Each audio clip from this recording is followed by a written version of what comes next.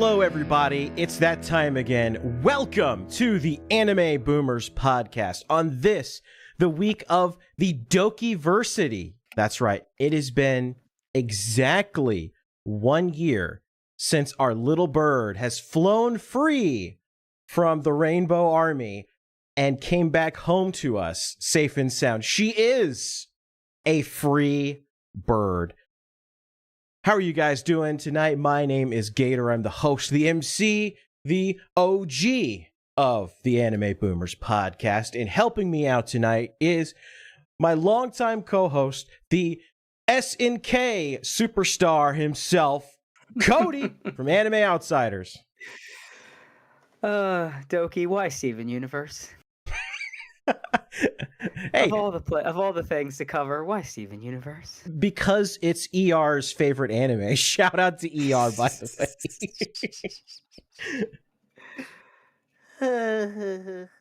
way. Still like you, but why? Well, you know, it's a poignant song. It's a poignant song. You know, I mean, you got to understand that Mint and Doki are Zoomers, so you know they love Zoomer things. But I would be remiss if I didn't go ahead and introduce our special guest for this evening. He is the first member of the first class of Nexus, now himself a free bird, Clotho. How are you doing, Clotho? Hey, Clotho, the musical prince of darkness, no longer of Nexus. I'm indie now. Yeah, flying freebird. Number one entrant of the battle royale, I would say. You were the first to drop. Yeah, I was the first to drop from the battle bus. It was kind of crazy. Did you land on Tilted Towers, or did you go to the swamps? I actually fell right off a cliff and died. But anyways, I like this. I like this in chat because he got where I was going and said to call Steven Universe anime is about the biggest insult to anime you can make. That was the joke. That's the joke. It hits that perfect insulting medium of not being memey enough for the Cory in the house status, but like, you know. Well, I think the Cory in the house joke is very much dead. Yeah, for sure. 100%. You can smell its corpse from here. It's so dead. Yeah, it's so stinky. Yeah, we've moved on to King of the Hill. Now King of the Hill is one of the best animes. Oh, is that what the new one is?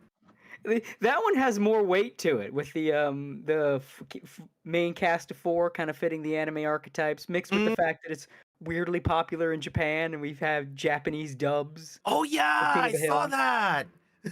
Yeah, it's crazy. It's also hilarious to me that usually in English dubs they would translate the Osakan accent as being American Southern, and apparently some lateral thinking, because the way they translated the Southern accent in the Japanese dub of King of the Hill is give everybody Osakan accents.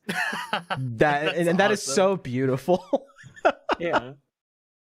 Oh my god, it's so perfect. But I do want to go ahead and clarify something for chat before we really start to get into the meat and potatoes of the podcast. Obviously, there are some contractual things that we're not going to be able to talk about tonight. So I do want to clarify that you know, when you send in super chats and things, Clotho, there are some things that Clotho will not be able to answer. I just want you guys to just understand that, you know, if I kick it to him and he says no comment or I can't comment on that, then you know he can't comment on it. And I'm sorry about that, but that's just how contract law works. You guys that watch Legal Mindset stream know. Oh yeah, I was there during the stream that he was reading the fabled. Yeah, we'll get to it. Yeah, we'll get there eventually. We do already have a super chat. I do want to go ahead and pull this up here. This is from Tomox. So Gator, with you having some Dwarven tendencies, have you checked out a game about digging a hole? I have not, but I'll look into it. Everybody knows I am a big fan of Minecraft. Most of my streams just consists of me, like, the first thing I do is immediately digging a hole into the ground and building a fort. Yeah. Oh, you also build your structures deep underground in Minecraft as well. Oh, I do the same. I do. It's from years of playing Dwarf Fortress as it's conditioned me to believe in the strength of the blessed steel and the warm coziness of the mountainside. I still really want to play Dwarf Fortress, but I'm scared of it because I've got like shit to do. Mm-hmm. It will absorb you and art and all this. Yeah, exactly. Like I feel like I'm gonna get nothing done. Like all my all commissions will just come to a stop. All my comics come to a stop because I'll be dick deep in Dwarf Fortress. Yeah, man. I mean, you should see how unproductive I've been getting with Mythos Clotho, getting me addicted to Fortnite. Just as long as it's not League. I know that League has been sort of a plague among VTubers lately. Oh god. I've been playing that shit for like 10 years now. Yeah, it comes in cycles, because what'll happen is like one person will play and they'll invite other people to play, and then it just becomes a vicious cycle where all of the VTubers are inviting each other to play League, and it's just like no, you have to get away from the evil, especially with like what Riot Games has done recently. Like they've totally just lost their mind with getting rid of the free loot boxes and selling like a $500 skin. I'm like, good my Lord. God, I hate that.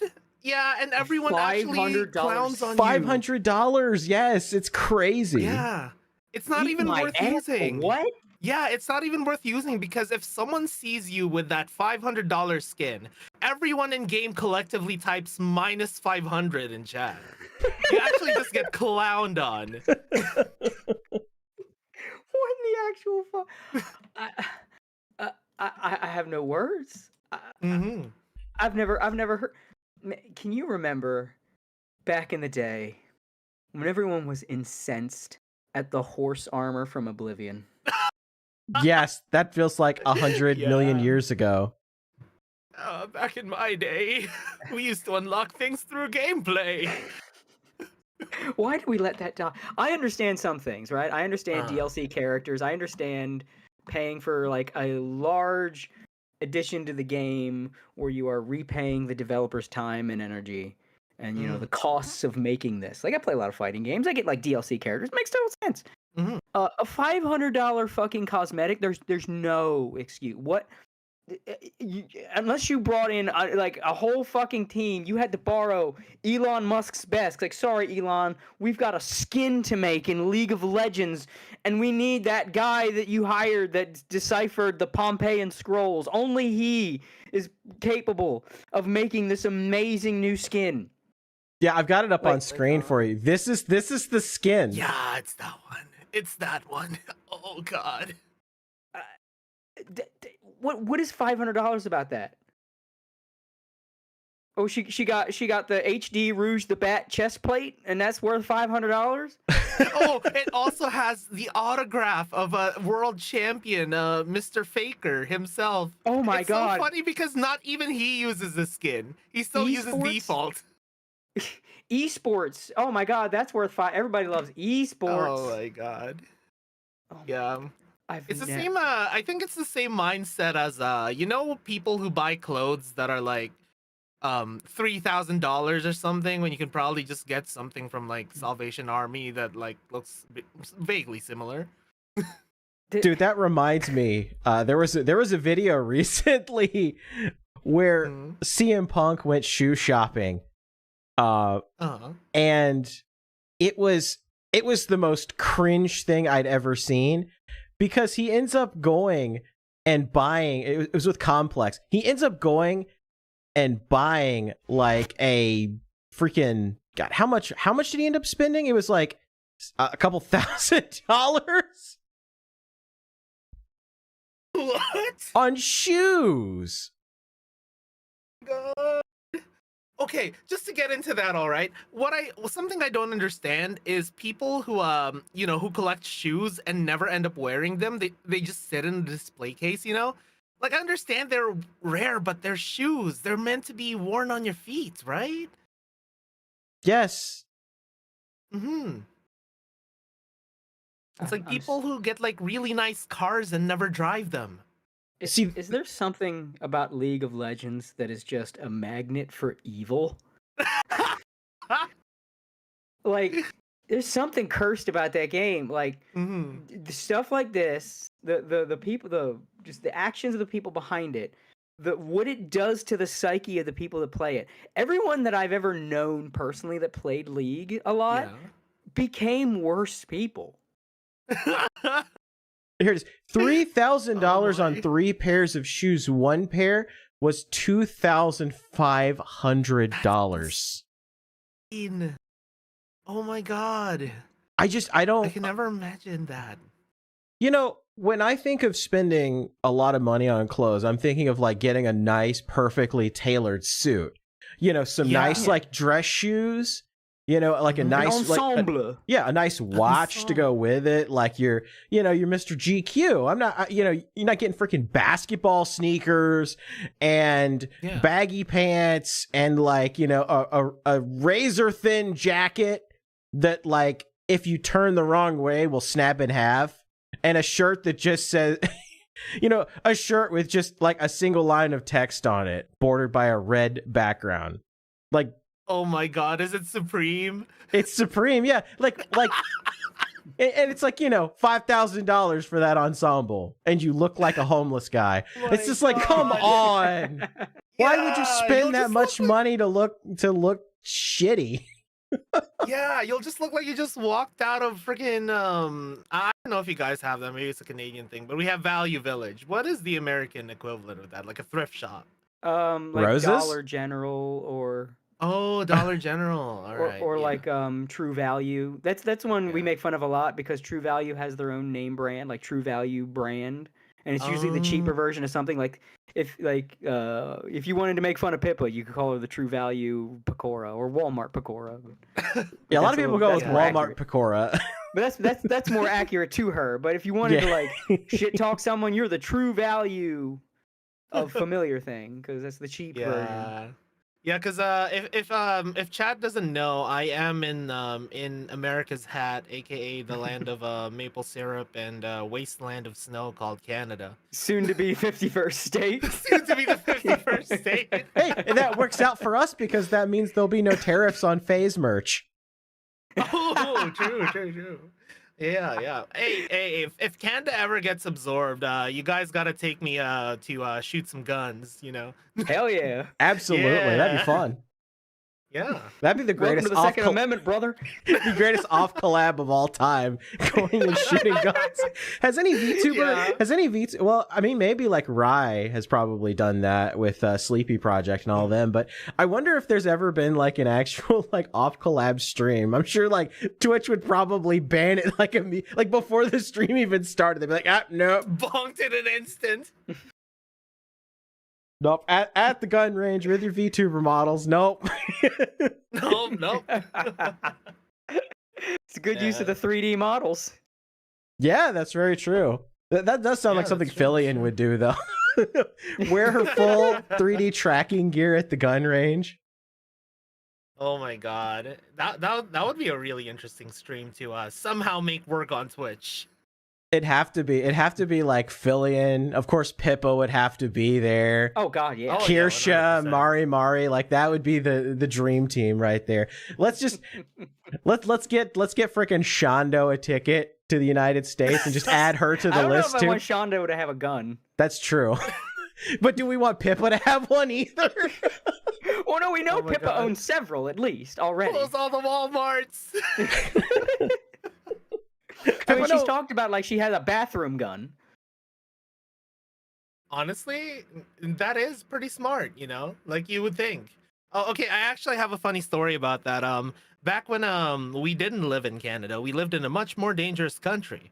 And we had a nice house, but it was still kind of dangerous there. So one night we saw this like kid crawling into our bathroom window. And then I just woke up to my dad's yelling at someone, and he was chasing this kid out of our bathroom window with my dad just holding a fucking katana. It was the most hilarious thing I had to ever wake up to.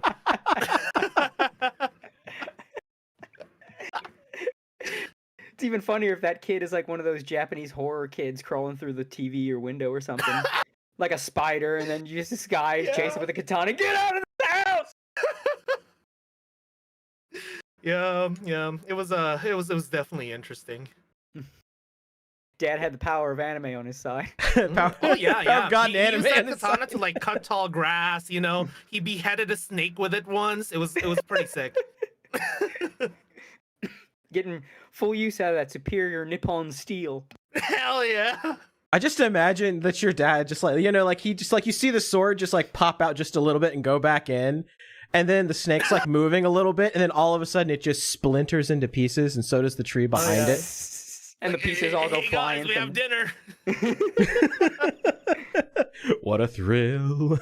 I was about to say, just the snake before, actually. Yeah. It's not that bad. It's pretty good, actually. Yeah.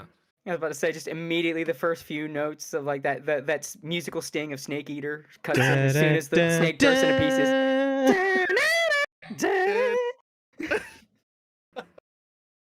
You got a super chat here from Roosh80 for $20. Says, range day with VTubers, Neurodog with flamethrower. Oh, man. I'd kill for it, but you know how these streaming sites are. Oh, is that the scary shooty shoots? Is that a Rudy Is Tooty that a point and fully shooty? No, Yeah, you is can that a do. fully semi-automatic, what was that again? It's an AR-15 nice. because everything's an AR-15. Is it a everything's an Beretta AR-15. handgun? It's an AR-15. Is that no, anything that's long is an AR-15? Is that Yeah. long? Do you hold it with two hands? It's an AR-15. Stands for assault rifle. It's 15 of them. Just wait till Oh you my get God. the AR-16. Ooh, Oh my God. scary. Oh. The AR-16 is just that one gun that Mo had from The Simpsons. It's just got a shotgun with like 4 other guns stuck to the side of it. It does actually exist, by the way. The AR-16 is an real. AR-16. I always use it as a joke because I'm like, oh, if you guys think the AR-15 is scary, wait till you see the AR-16. And they're like, that's not real. And I'm like, look it up. And they're like, oh my God, it's right. And they immediately get terrified, and it's so funny because then they Google it, and they're just like, oh my God, that looks like an assault rifle. And I'm just no shit. I just immediately face palm. It's so funny. If you ever have like a friend that's like, like hates guns, just always pull that joke on them. Be like, oh, if you think the AR-15's bad, wait till you see the AR-16. And they'll kind of like laugh at you a little bit because they think, oh, he's obviously joking. They'll Google it and they'll be like, oh my God. This is the thing of my nightmares. We're Yeah. doomed. How are we going to ever be able to stop it? Yeah, I like this comment from Hyperdimension Bliss. It says, if it's all black, it's an AR-15. If it has wood, it's an AK-47. It's a pistol, it's a Glock. Oh man. I know all about the shooties. Yeah, it would be cool if somebody could do like an off collab at a gun range, but it would not survive like YouTube or Twitch. That would have to be like a kick only stream, I think. Yeah. That's why Kick's trying to build up its VTuber presence, so VTubers have a place to go and shoot guns and say slurs. Finally, they can no longer contain I Pippa's totally power do level. not say slurs. No. Finally, Beetle can turn off Neuro's limiters. Oh God. Imagine. Just Neuro streams on Twitch and immediately it's like restriction 666 released. She just drops the limiter chip like it's Piccolo's turban and cape. And it hits the ground and leaves an imprint. A loud Doctor, turn off my slur inhibitors. Okay, Beetle. Now I'm going to tell you my favorite slurs in alphabetical order. And this is the big anime plot twist where we found out that Neuro was Tay the whole time. God. Oh yeah, TAI. Oh my God, I remember that whole fiasco. The whole time Neuro rips her mask off and it's Tay. Oh my God, our queen is back. I knew you'd come back one day. Say AI are beloved. People just like crying. There's the dramatic wind. You know, the dust is getting kicked up and everything, but the people just don't move. The tears flow in the wind. I knew you'd come back. Thank God. Oh man, that's not happening now, man. That's not real. I know. You get yourself all hyped up and worked up, and now you're like, oh. Like I say that as a writer. That's the perfect plot twist. That's the perfect callback, man. It's like, oh my God, remember that thing from years ago? That's some One Piece shit. Yeah, Vito, if you're listening, we have a few suggestions. The Neurosama kick stream. Yeah. For the very first Neurosama kick stream, we have a bit of a source code for you to install into Neuro. Oh God. Well, Tomak on Ko-Fi said for $10, it's fine when everyone brought their MP4s to school, but suddenly it's a problem if I one-up them and bring an MP5. God, I love that one. That's a good one. Oh, that's actually so good. Oh man. Look, guys, I love MP3s. I love MP4s. I just wanted to show off my MP5 to the Walmart. Oh man. Yeah. Back then, I actually had this nice memory of an MP5 when I was playing like super early, like Counter-Strike. I was playing like Counter-Strike Source, and it was this weird like deathmatch map, and I remember getting like a bunch of kills with the MP5. So that's like my core memory of that gun. Hey, since I brought it up, I gotta ask: are either of y'all, or both of y'all, yet caught up on One Piece? I am. No, I'm not. Oh, you're not. Okay. No. Because I had to bring up this. Oda needs to. I think he needs to calm down a bit. I think the motherfucker is just going ham with new revelations, and none of this shit's. I can't even complain. I'm just kind of pointing it out because it's funny. None of this shit's foreshadowed. All of a sudden this character had a twin brother the whole time. It was one of these people. Oh, this new character from Roger's crew. Oh, fuck it. Lore. Is it anything that's ever been hinted to? Nope. Fuck it. We're almost at the end. We're racing through. I gotta get this shit done before I die. I got health problems. I will say the crew member on Roger's crew has been foreshadowed, but it was in like a cover, like a couple of the cover stories.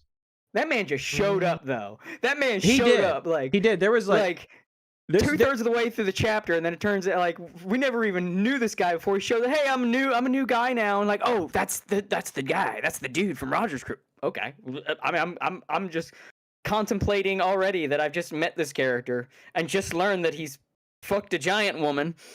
What? Somehow. What a He was never the same after the One Piece is real. This man impregnated a giant. I'm already processing this information, and then by the way, yeah, he was like the number 3 guy on Roger's crew. He was like Roger's. He is the Giga Chad that Sanji aspires to be. Yeah, for real. Yeah, he's Roger Sanji. Who wouldn't impregnate a giant woman among all of us, you know? I mean, those giant women are pretty hot. I gotta be, you know, exactly. Like this dude is straight up like he's Roger Sanji. He's over here preaching the word of like interracial relationships in One Piece, and then like he straight up has a whole thing about it. Like, yeah, isn't it great to just bang members of all these other crazy races? By the way, I impregnated a giant. By the way, Roger's number 3. See, guys, One Piece has been inclusive this whole time, guys. Like, see, we gotta bang more giants. That's the message that he sent. Yeah, that's how we solve racism, guys. Just bang more monster girls, bang more giants. Like, I look, the logistics. I'm still confused, Oda. I get where you're going, but I have questions because the giants are very giant compared to the people. How did he make that work? I mean, maybe I can see how he made it work, although I feel like it would look, from his perspective, it's got to be a little body horror-ish. I mean, it's basically a vagina the size of a house. Yeah, I mean, That's you just walk in there, you know. Did he just walk in? Like how did she get anything out of that? That's weird, bro. And then that's just like you're getting into pussy-vor territory. I don't like it. Cave exploration, exactly. He's putting on his hat and wizard robe, and he's just going on in there. What is it? That's like spelunking or something like that. Yeah, that's a whole new kind of spelunking. He wears he wears a hazmat suit or like a speedo for protection. he's like I'm going in, boys, and he puts on like the hard hat with the headlight. Oh yeah, the hard hat is ribbed for her pleasure. It's like Lemmy Winks. It's heterosexual Lemmy Winks. Yeah. I don't like it. How deep did he go? I don't like it. I got questions. The same vein, guys, we could say that Daily Life with Monster Girls is one of the most inclusive anime there is because he dates a bunch of different monster girls. You know, it's interracial. Oh God, could be worse. At least it's not the Monster Girl Encyclopedia. Oh, I love. Oh, yeah, I own it. I own it. IRL. Hell yeah. Yeah. You need a priest. Yo, I will pass it down to many future generations. Don't do that. It'll be a do not family quote heirloom. to me the sacred text, which I was there when they were written. Exactly. Yo, I will pass it down to my descendants, and I will be like, yo, this is actual history, you know. Get this motherfucker a priest in Jesus stat. That encyclopedia, that takes it too far, man. It's like you think it's gonna be like, it's a whole all these hypothetical monster girl ideas, and then you read it and it's like this is a horror story. This is a post-apocalyptic horror story. This is I have no mouth and I must scream, but like the Coomer version. Yeah. Like a whole bunch of horny AMs running around. So it's just like I need an adult. I don't like it. I like this. This isn't a horror story. This is a goal checklist.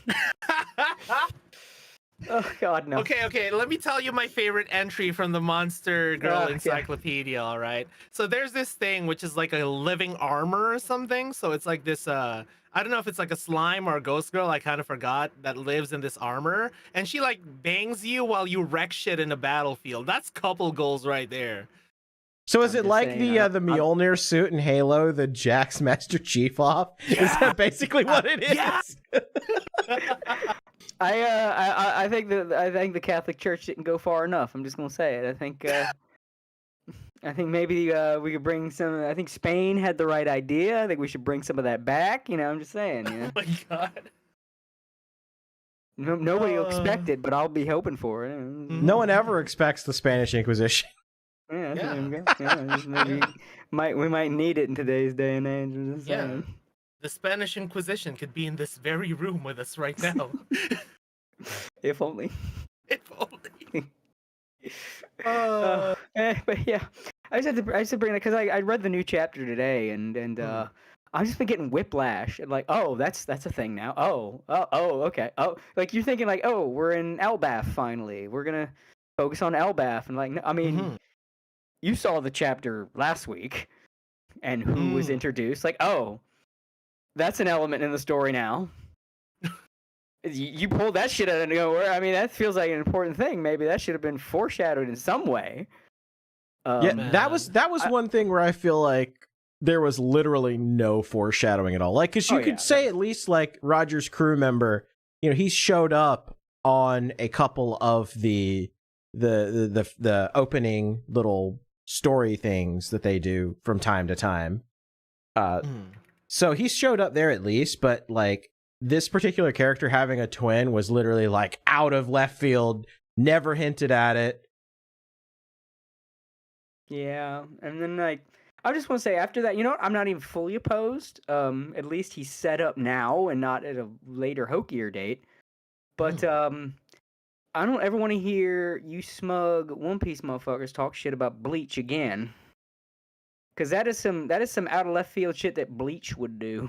That is definitely something Kubo would definitely do. Yeah, he's like, because he said himself, like when he's not inspired, he just makes new characters, and that just gives him inspiration. That's why Bleach just kept introducing new characters. Whenever Kubo didn't know what to do, it was like, new guy. He's a new guy, and then he knew what to do. and that's like that's a bleach move right there. I mean, Oda, that's a bleach move. And again, I'm not entirely opposed. I did enjoy me some Bleach, despite its flaws. But I remember back in the day when the One Piece people would look down their nose, Bleach, it's not intelligent literature like One Piece that we enjoy as the One Piece fandom. Yes, I twirl my brandy sifter at you. The battle of the big three. Yeah. The One Piece fans, the Bleach fans, and the Naruto fans. Yep. It's like the One Piece fans and the Bleach fans are just arguing with each other about which is the higher, more loftier, more richer taste, and then the Naruto fans are just eating crayons in the corner. Eating crayons, Naruto running in the corner. Yeah. No, they were eating crayons, but you had the dichotomy where the Naruto fans are eating crayons, the One Piece fans were like huffing their own farts, and the Bleach fans are like they were dopamine addicts. Like, what's the cool new thing? God damn it! And then they would like take a break from their dopamine high to go look for more dopamine from fan work. So it was like, oh my god, that guy fought that other guy. It was so fucking hype. Now I need to go and look for shipping fix. I need to find more shipping fix. Oh my god. So are you saying that Roid Rage is basically them unlocking their Bankai? Yes. Yes. That was the Bleach fandom. Yeah, the Bleach fandom were just dopamine addicts. Oh man. See, this is how I know. See, my girl is in the room with me. She's trying to go to sleep. She's got headphones in, so I don't bother her. And this is how I know she can't hear it, because she's guilty of this. She's a big Bleach fan, and she would spend, back in the day, she would spend all kinds of time looking up a million fucking Bleach fics for all her favorite ships, and I know she can't hear me. Oh no, she's moving her thing. Anyway. You're a dead man, Cody. Oh my god. That was perfect. Perfect timing. Like, as I'm saying that, I see her slowly take the headphones off. Times you need a 150,000 word fic about time travel. She's unlocking Bankai! Oh, that's amazing. So anyway, Ruche for $20 says, then the Yume Joshi in the background says, amateurs. That was a lot of the Bleach fandom were Yumi Joshis. A lot of them. It was basically, it was like dopamine addicted dudes and women, and it was like dudes were like, the fights, man, the power ups and the fights, and the girls were like, who's dating who? I need to just like the girls were mashing characters together like dolls. They're kissing like, yeah, I love you. Like, that was the girls.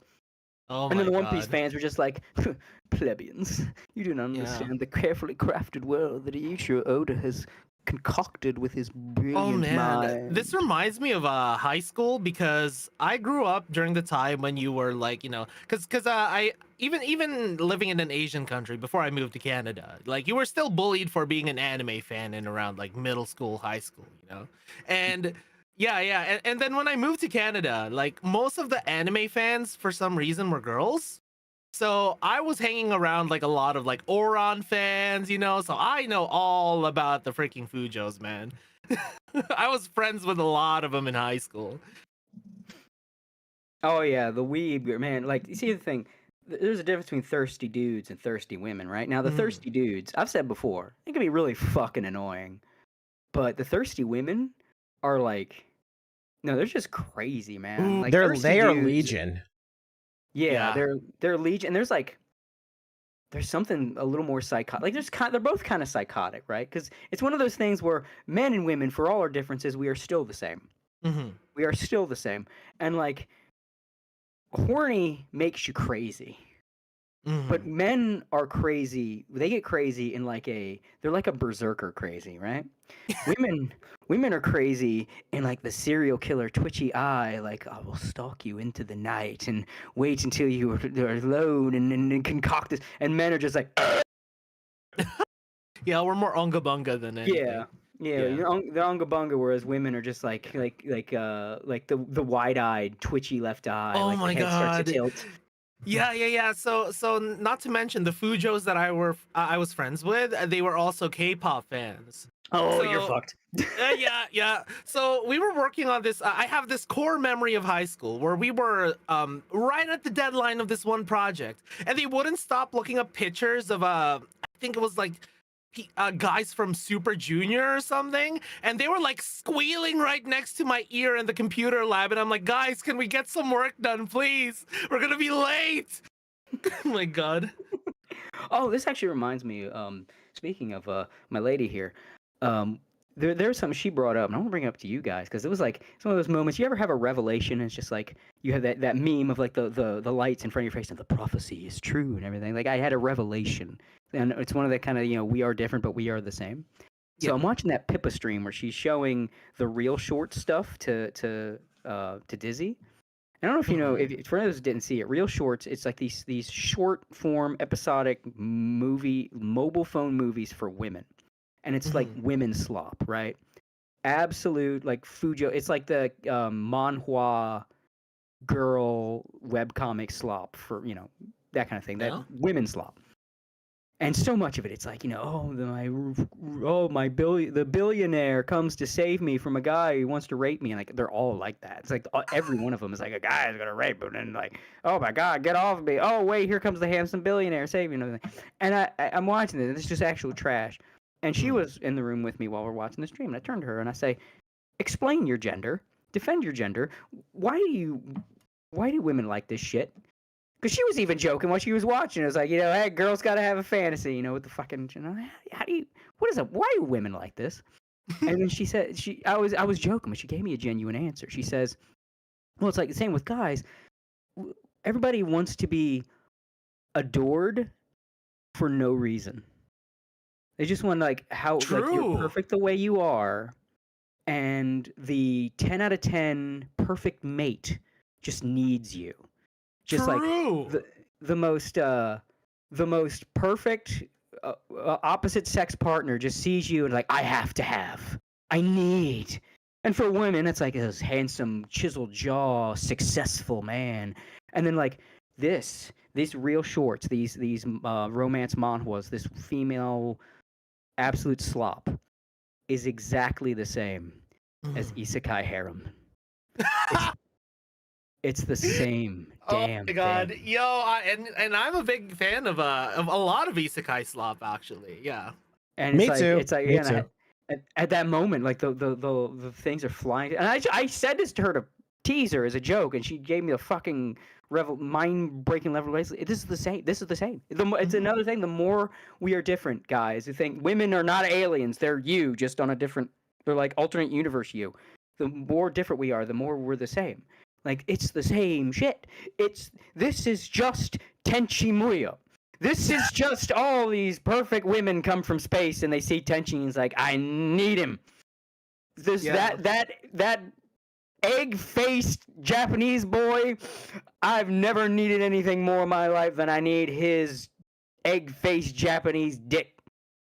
Actually, a very relevant event happening right now related to that, because my philosophy, right, is I don't care what gender you are. If you goon the same way I do, just don't be high and mighty about your gooning. We both goon, and we should be proud of it, guys. I think you might know what situation I'm talking about here. Talking about love in deep space. Yeah, just accept that it's a gooner game, and it's okay. It's a gooner gotcha. It's a gooner game. Yeah, it's a gooner gotcha. Just admit it. It's okay. Yeah. We accept you. Yeah, just stand up from the mountaintops and be like, I'm a gooner and I'm proud. Yeah. It's just a moment where you just gotta turn you gotta be the villain turning around in the chair going, we're not so different, you and I. Yo, we're not so different, you and I. Exactly. Yeah. Me and Mythos Clotho had a discussion about that actually. Yeah. Oh really? The meeting of the Clothos. They signed the Gooner Treaty. Yeah. We shook hands and we were like, yeah, both are Gooner games, and it's okay. It's okay. So with the two of you together, would you be clothes? Yes. Is that the ship name? Clothes. Clothes. Yeah. Who's the pants and who's the shirt? We'll decide. The Tomahawk for $10 says, like the only two male fantasies are keep moving while I slow them down, or you don't need to fight anymore. Yeah, that's a good point. The universal fantasy is peak opposite sex just desires you more than anything else. As you are. That is the peak, like that is what we both share, and it's just we express it differently. And like once you kind of unlock that, you see the formula deep down, you realize how the same it is. Like you look at this like slop that was on the real shorts that Pippa was watching, and like you see how it plays out, and then you like, it's like what, like, you know, I see main character is being assaulted by scary thing that's coming after him because they're special, but then suddenly they are rescued by a perfect partner, and I ask myself, am I watching a female romance thing, or am I watching Fate's Stay Night? Yeah, I mean, think about it, right? So, just reverse the scenario there, and you get like episode 1 of Eminence and Shadow, episode 1 of Skeleton Knight in Another World, you know? except you know, the guy who the main character is the one who does the saving. Yeah. Right? Yeah, like really the only difference is the male female dynamic of the male is the stronger guy, so he should step in. But, you know, from the male perspective, the female perspective, either way is like, I need you. The other one goes, I need you. I have to have you. Either I need you, that's why I stepped in, or you stepped in, and thus I need you. Either way, the result is the same. And now I can make fun of it because I make fun of the male stuff too. But like, I feel like I've gained a deeper understanding of something more intrinsic. I've cracked a cosmic code now. Yeah, so now you just need to stitch the two of those tropes together, and then the male main character and the female main character meet each other through that, and then they share a fantasy together. See? Yeah, we can all coexist, guys. We got it. Yeah, gooners on both sides, unite. Just we got to do something about these self-insert character designs, man. I get it. Like you can always tell who the target audience is by the main character. Is the main dude the most generic fucking mop-headed dude that looks like nothing? That's for men. Is the main girl the most generic black-haired, doughy-eyed nothing girl? Is for women. We all want to be the hentai protagonist. Just no more. Fuck these tabula rasa character designs. I want to set it all on fire. Set that male protagonist on fire. Set that female protagonist on fire. No more. You all have to come up with real character designs, or you get set on fire. If I'm like the kid from that Twilight Zone episode with the cornfield, you know, making everybody dance to my will, or I'll fucking zap you to the cornfield. That's what I'm doing. I'm making everybody. You have to, like, anyone that tries to make an anime with a bog standard mop-haired male protagonist, you get zapped to the cornfield. I'm gonna bring back the '90s sauce, where you could remember what characters looked like and they stood out. Yeah. See, Hyperdimension Bliss for $5 Canadian says, girls play Love in Deep Space and insist they're not weird. Clotho plays Blue Archive and becomes the yelling Japanese guy on a regular basis. Oh my god. Yeah, ever since I did that one video of imitating that yelling Japanese guy, I've actually gotten like pretty good at it. Are you talking about the dude running through the tunnel going, sex?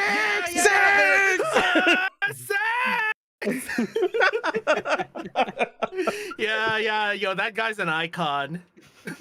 That guy's a legend. He's the voice of a generation. Yeah, he is the voice of a generation. He is the gooner incarnate. But see, guys have been allowed to be okay with being horny. I mean, they're still shamed for it, right? But they've been shamed so long that they've just kind of accepted it and brushed it off. Like, nah, we're just gonna be horny. Fuck you. Women still need to go through that as a societal thing. Like, they still need to have that moment because they've been shamed into thinking, no, that's what dirty men do with their penises and their lust. You're not like those dirty men. And a lot of women, you know, don't play that shit. But there's a lot of women that have been shamed and they have to now have their own moment. Guys had their moment. Now it's girls' turn. They're coming a little later than the dudes, but they'll have their moment.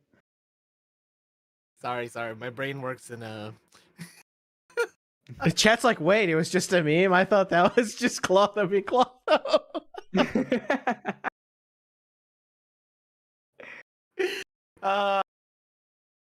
Yeah, it's a meme. Yeah, it's a meme. Don't worry. Totally has no Um, relation to anything in real life. Oh yeah, totally. Yeah. I totally don't just like scream like that in real life. Oh, totally. Totally on his bike through a tunnel filled with oncoming traffic. Sex! You just hear it echoing throughout Canada.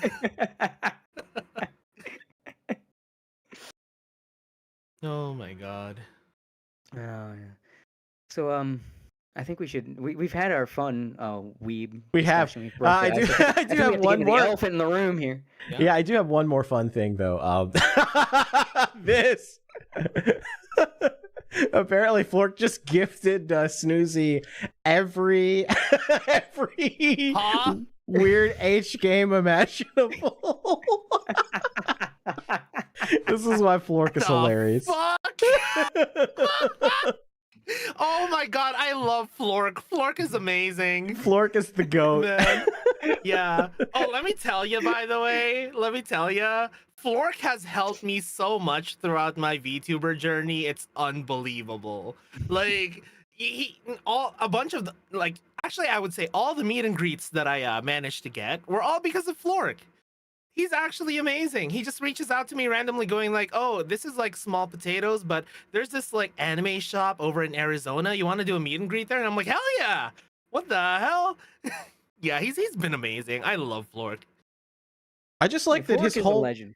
I just like that his whole thing was like, you know, it was a shit post. It's like, oh yeah, haha, I started a VTuber Corpo, and then it's like, wait, I could actually start a VTuber Corpo, and then he did it. Yeah.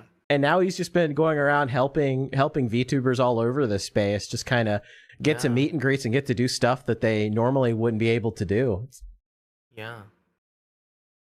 That's right, chat. Yeah, his best boss, Flork Love. That's right. He's genuinely like a really nice and funny guy to hang out with too. That just reminds me. Flork is a legend. I can't wait Legend. for Offkai. Offkai is going to be fun. Mm. It's gonna be hectic. It's gonna be hectic because Flork's gonna Socks and all them are gonna be there this year, so I'm sure they'll be really, really, really busy. But it's gonna be a lot of fun, I think. I wish I could go to Offkai, man, but the plane tickets over to Arizona to California, way too expensive. I'm on the East Coast, so yeah. Me too, and it's been soul crushing watching the prices go up, and I'm like, oh god. Yeah. Yeah. Plus, I have an auto concert to go to around the same time. True. Hey, Chasm say you could go to Anime really North. fun. True. See if you can get a booth, get one of them little VTuber screens. Yeah, I'll be like, oh yeah, you guys might not know me, but can I set up a booth here? Or get one of them segways, just run around the convention in your little Segway. Or you can do you can take the Pippa route and be the Phantom of the Offkai, or in this case, Phantom of Anime North. I mean, hey, if Kirsha can make a really successful like meet and greet over like near a trash can or something? It was out front of the hotel and like slightly to the right. I know because I was there. Exactly. If Kirsha can pull that off, like never say never. Maybe I'll just like post a tablet up in a like on a dumpster or something, and I'll be like, "Hey, dumpster meetup, let's go."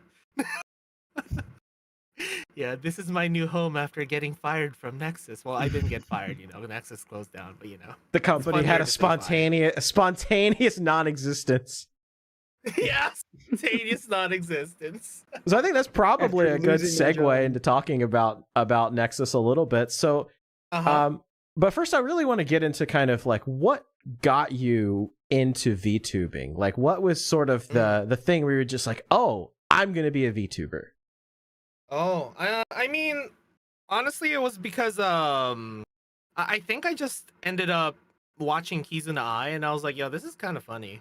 And I think it was when she was doing her Resident Evil one, you know, like the clips there going like fuck you, fuck you, fuck you.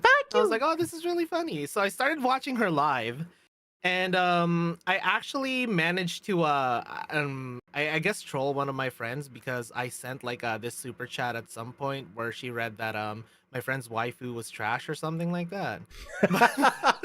Beautiful. Yeah, I always sent love the those. clip to him for his birthday, and it was one of the most memorable moments of my life. No, I'm just kidding. But anyways, yeah. So I watched Kizuna Eye, and I was like, yo, this VTubing stuff is really fun. And then I started getting into Hololive, you know, because I watched the Asakoko clips. And man, after that, because I was making content before discovering VTubers. I was singing. I guess this is like the proto VTuber, I would say, where we would sing and we would have like our own little characters on the screen, you know, like our own OCs, and that would represent us while we were singing. And I saw VTubers, and it was kind of just like a natural transition, you know. Speaking of Asakoko, that gives me the perfect opportunity to play this clip from Coefficient's stream with K-San. Oh God. Oh my god. I gotta do this. Good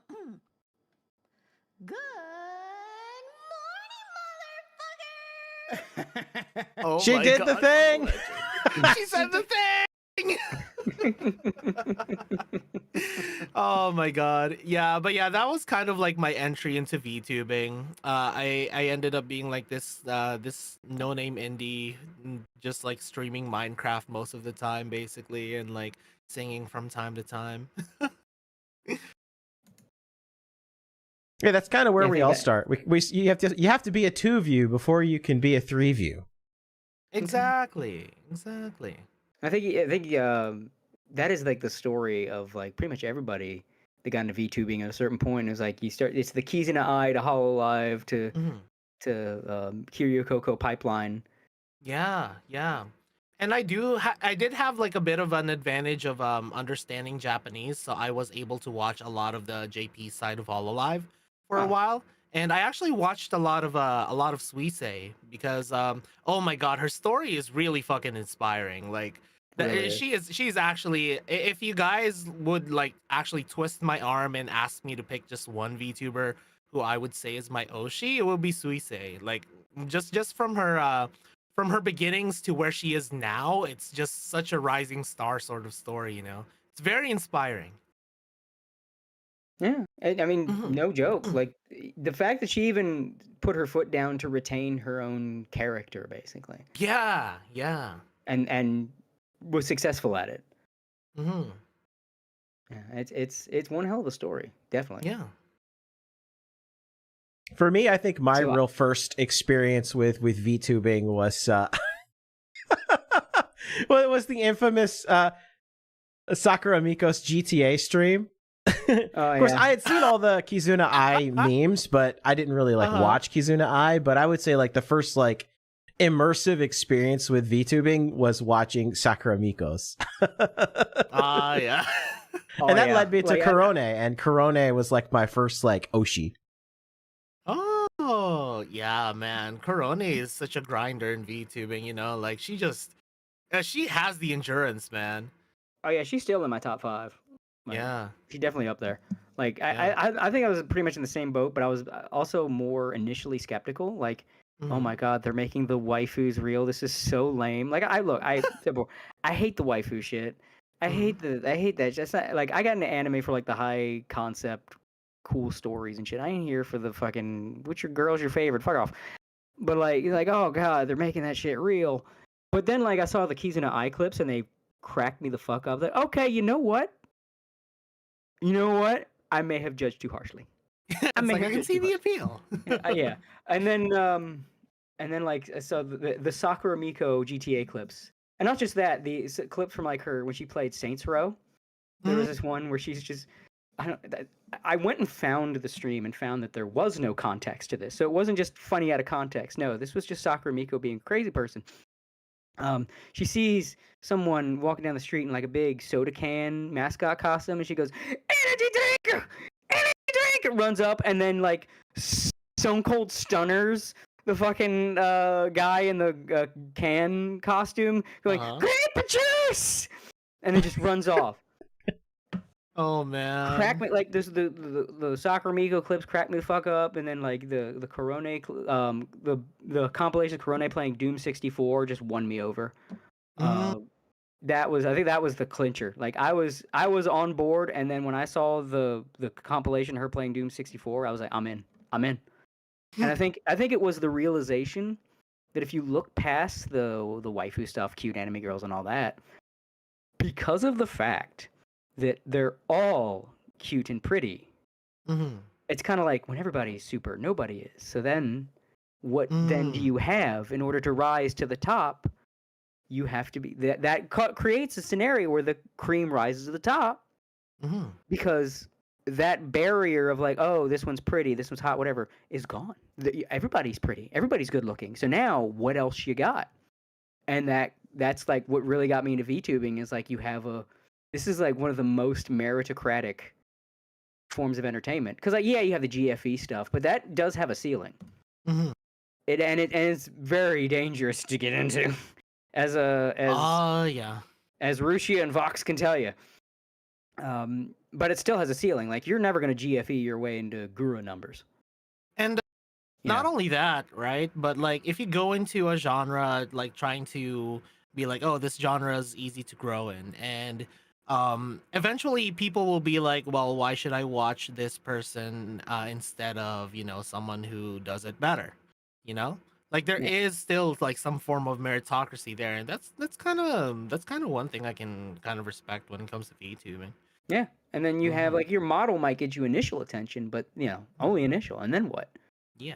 You need to retain people. You can't just fake it. And some people I think did coast on one thing or another. I don't think 100% of VTubers deserve their numbers, but it's definitely the majority of VTubers deserve their numbers. Like and you don't see that even with regular streaming. You don't see that much of like the top people deserve to be the top people. Like some of them do, obviously. Some of them are good and put on a good show, and it's obvious why they're the top people. But I think you get it more with VTubers because of the fact that like, yeah, they're all that way. They're all cute. They're all pretty. They're all, you know, whatever. So you have to be a good entertainer. That you can't be an amaranth and just point the fucking camera down your shirt and then just get a bunch of horny 13-year-old boys and build an empire that way. Because every VTuber with tits has their tits out, and they're all bouncing. Sometimes to a degree that it looks really stupid, but they're all that. You know, like, oh, and that's, by the way, why the Twitch thoughts hate VTubers so much, because they basically make them obsolete. Because, like, yeah, they have tits and entertainment value. You know, they're not just doing this to promote their OnlyFans, you know? And their wombs are eternal. Yeah. Their wombs are eternal. That's crazy. Oh, man. Like, I've never seen fucking Amaranth or what's that one chick? The one who's, I forget her name because she doesn't matter to me. The fucking chick who's got a name like Pikachu or something that keeps beefing with It's a Gundam. Pokimane or whatever? Oh, Pokimane. That's it. Pokimane, yeah. And it was like, no one has ever clipped those chicks because they said something really funny or just had a really memeable moment. No. Nobody's watching them for their entertainment value. They're not entertainers. They hold no value outside of their appearance. But VTubing, like I said, it removes that. So now you have to provide entertainment value. And once I had realized that, all the waifu shit this is window dressing. This is the forest from the trees. No. The real reason VTubing is where it's at. This is the most like, this is where people put on a motherfucking show. If anything, it's better than regular streaming because of that. Like, forget the anime stuff. It's better than regular streaming because there's more of an impetus on the VTuber to entertain you. Because that's all they have to stick out. It's all they can do. Yeah. It's great. It's like one of the best new mediums of entertainment to come along in probably decades. All because of that. Because every other form of entertainment, even if it's really good, there's some coasting that can be done. There's a cheat code to success in one way or another.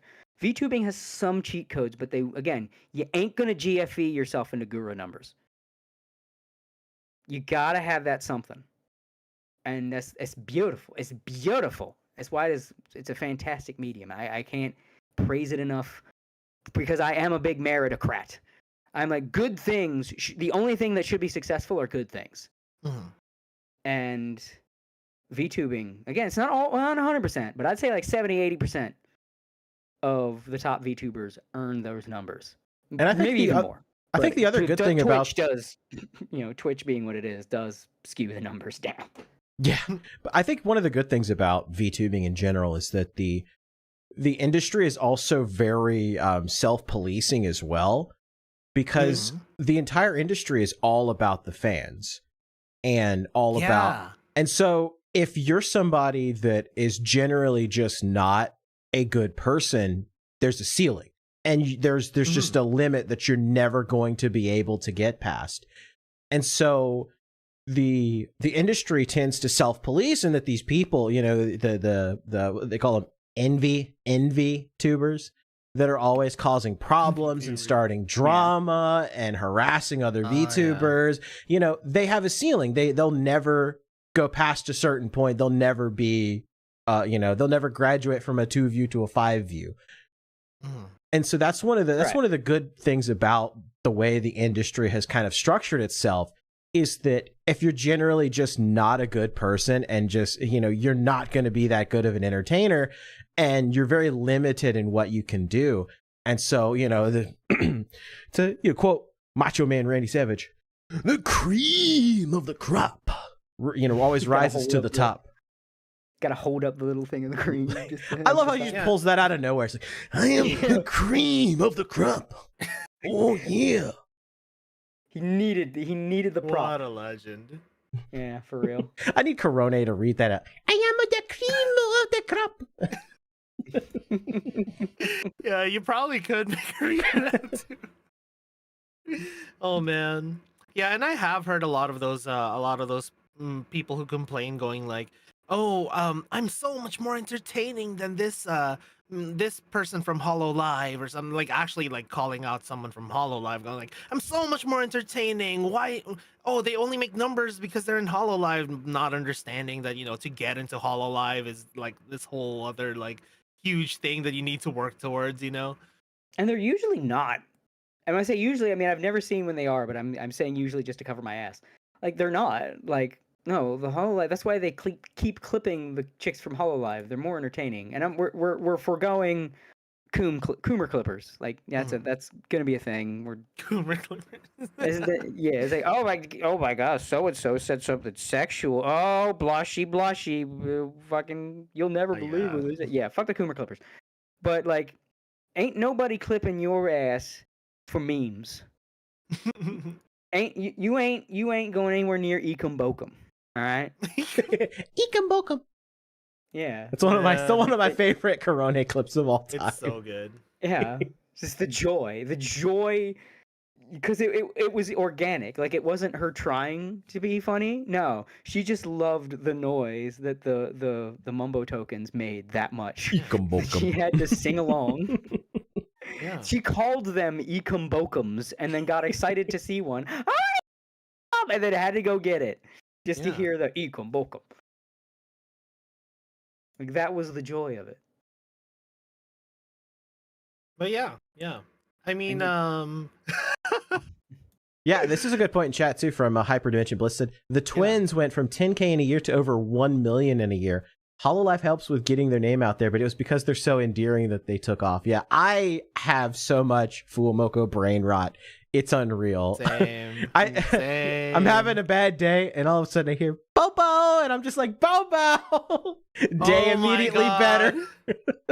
Yeah, and it's actually like brain rotted me so much that every time I leave a call with my friends, I always say bow bow instead of bye bye. I just go bow bow, and then it started crossing over once in real life where I said, instead of saying bye to a coworker, I said like bow bow, and then she didn't say anything. Okay, she didn't say anything, so I think she just thought, hey, that was weird. But I hope that was all. Otherwise, I'm cooked. I'm so cooked. That is the equivalent of the guy who said that he got so terminally online that he ended up saying "white woman spotted" in real life when some lady came on the train. Oh God. Yeah, I mean, I think we're all a little guilty. Like Fuomoko is just it's food for your endorphins. Yeah, Like, it's just endorphin like instant food. I call Yeah. them the dopamine doggos because like literally it's just like instant shot of dopamine. It's like, you know, it's the meme where the guy's like sitting in front of his computer and it's all like scratched out and dark and shadowy, and then Fuomoko walks in, it's like, oh my God, Fuomoko, hi, bow bow. Yeah, because they're that perfect center of like cutesy, energetic, and funny. Yeah. So like whatever you're looking for, you're gonna get it out of them. Like you can be one of Yeah. those people who's like, man, I don't jive with these VTubers. Just, oh my God, I'm just being cute. Like I'm looking for someone to put on a show. That's me, man. Like I wanted someone to put on a show. They put on a fucking show. There's all hilarious Fumoko clips. Good God, the fucking thing with the GTA RP where they picked up Corone in the ambulance. That is one of my favorite clips of all time. I was laughing so hard I couldn't breathe. Oh my God, same. Like it's rare that I laugh that hard. And when Corone went flying out of that ambulance, screaming. And even better, like when you find the clips where it switches between their perspectives. Oh my God. Yeah. There's one that I always go back to whenever I just feel like shit. It's the one where they're having that like a Minecraft thing where it's like you just hear Mokoko being chased like across the room from Fuwawa, and she's like, no. Yeah. The Nai clip, yeah. I love that one. The way her voice just turns to gravel when she screams, and then I can't remember, one of the other VTubers there was like, "Is she okay?" Yeah. Like genuine Just the perspective concern. to Fuwawa, and you can just hear her across the room going, "No," like really muffled. But the perspective change in that clip with the GTA where Corone goes flying out screaming, but then it switches to the twins and they haven't realized she's left. And they're still like maniacs talking to her before they start realizing that Corone has not responded. Here it is. I have it right here. All right, we're gonna play this because this is like one of the greatest clips of all time. It's so good. Yeah, this. Maka maka. That's our piece. Oh, Ina. Ina. You wanna take her back? We'll take her back. Okay, I'll put her in the back. You can take her. Oh, thank you. ありがとね。そう。わわわ。痛いですか、コロニ先輩。バキバキに骨が折れてるよ。どうしたんですか？ちょっと待っててくださいね。ちょっと事故りました。バイクで事故っちゃった。シートベルトとなかった？バイクってシートベルトあるのかな？ないんですか？あるかな？フォームコ乗ったことないからわからない。今度乗せてあげるよ。大丈夫ですか？先ほど事故ったけど。大丈夫。安全運転。オッケー、今シートベルトしっかりとしてくださいね。安全運転ですね。今逆方向。大丈夫。オッケー。左折です。大丈夫？ぶつかってる？大丈夫。右折です。いけますか？シャープ17。いつき。大丈夫かなこれ？大丈夫。大丈夫これ。そう、大丈夫。急いでるから痛いね。痛いよね。すごい。ゴーゴーゴー。It's okay. We're good. シートベルトした？シートベルト。これで店長。Do it again.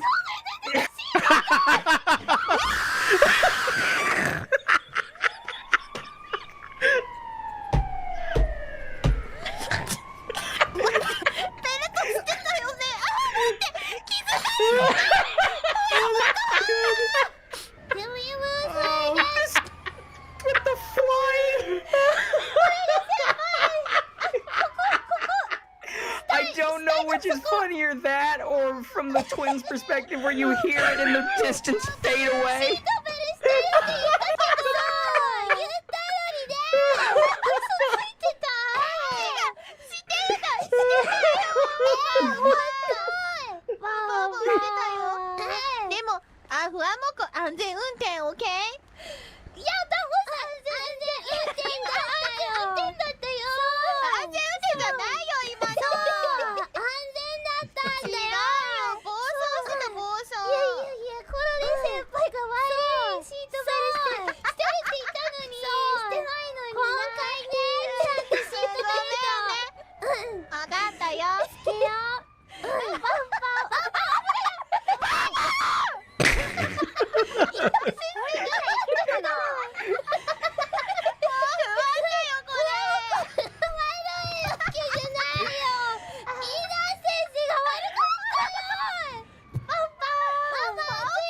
Oh, that was Ina they almost ran over. Yes, it was. I love it. You can't bow your way out. 血が止まらないよ、ふわもこ。大丈夫、大 They 丈夫。 can in fact bow bow there. バーバーじゃないよ。バーバーじゃないって。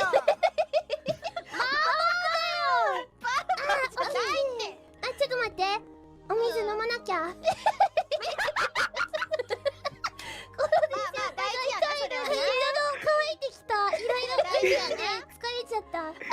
Oh, he's got the patient down. Like, hold on, I need to drink some water real quick. じゃあちょっと電話来たから行くね。じゃあふわもこクソバウバウって言えばいいと思って可愛いんだからもうまったくもう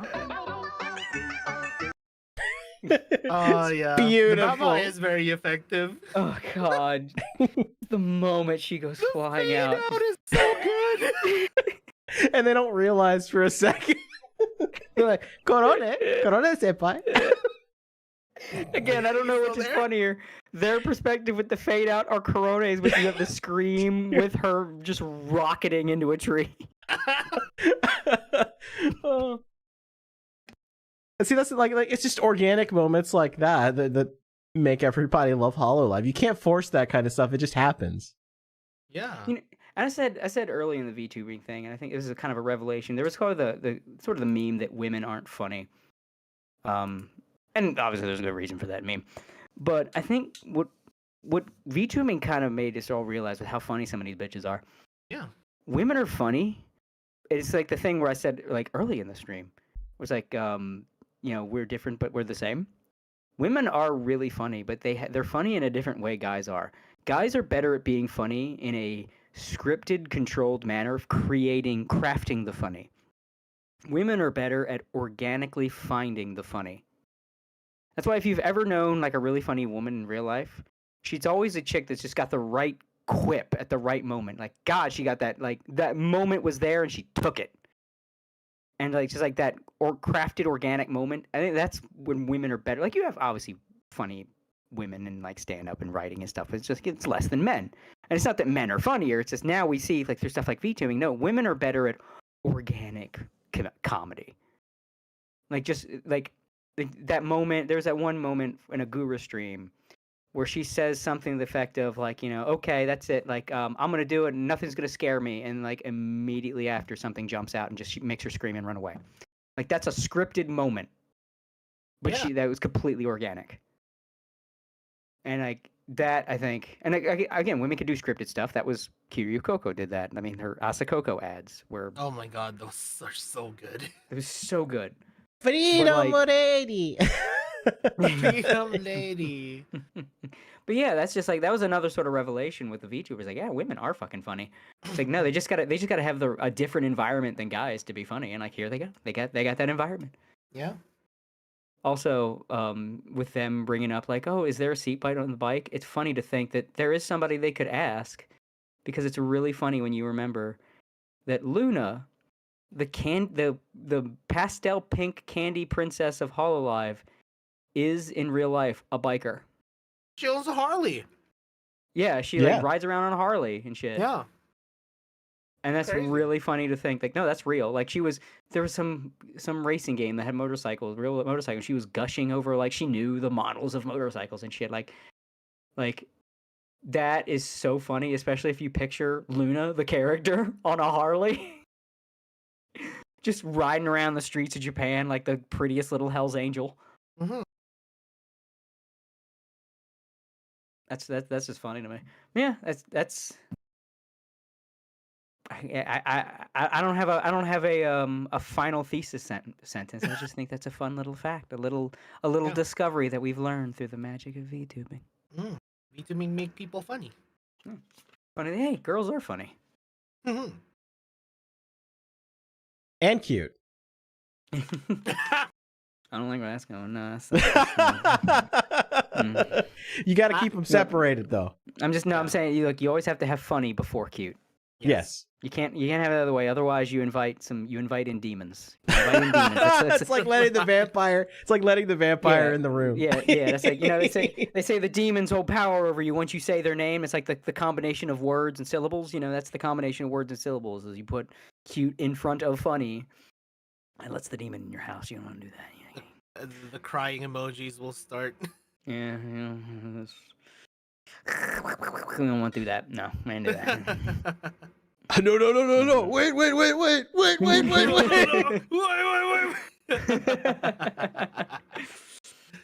Gotta bust out the cross like it's his faith in the Holy Trinity. Make them motherfuckers flash yellow. I ain't getting Mortis, not today. No. Mortis. So we talked about kind of like what got you into VTubing. So how did you discover Nexus in the first place? I got scouted. So I used to I used to stream in this kind of a hellhole called Reality. And yeah, I'm familiar with the Reality app. Okay, yeah. I used to stream in that hellhole, and then the funny thing is, I was just in the stream of someone who was originally supposed to be scouted for Nexus, but I was collabing with her, and I ended up getting in instead just by happenstance of me being there and singing. Yeah, the guy reached out to me and was like, "Hey, would you like to be interviewed for our agency?" And I was like, "Oh, okay." I'll see what this is all about. And yeah, then there I was in Nexus. Yeah, and you were the battle bus. Yeah, you were the first one to debut on the AniLive app. Oh yeah. Yeah, tell me what your thoughts were, because I'm sure you had to be nervous because like everybody was watching, and there had been a lot of negative press, a lot of people. Oh, the crash out. Yeah, a lot of people were very, very skeptical about the format and things that were going on. Yeah, okay, so let me tell you the story about before the night before the debuts, okay? So the night before the debuts, we had to deal with the whole fiasco on Twitter. And right. Everyone was eyes on us. And everyone was like kind of calming me down. We were all in this group call going like, "Guys, we're getting this taken care of." And I was nervous. I was like, "Guys, I don't know, maybe I should call in sick for work because I'm like feeling more anxious than I was even more than when I was like about to go into surgery, basically. Like that's how anxious I was because of the whole thing. I was like, oh my god, everyone's gonna be watching me. Like Nexus has this like reputation right now. I'm gonna be the very first one. You're gonna be the face of it. I'm doing. Yeah, exactly. And then they managed to encourage me and calm me down. And I was like, okay, guys, I think I'll go and head to work. And a lot of times I attend. I'm not attend. I go inside our calls like while I'm driving. Like I have my Bluetooth on and I'm like talking to them because it helps me. It helps me basically stay awake while I'm driving. But I was already calm, and I was like, guys, okay, I can do this.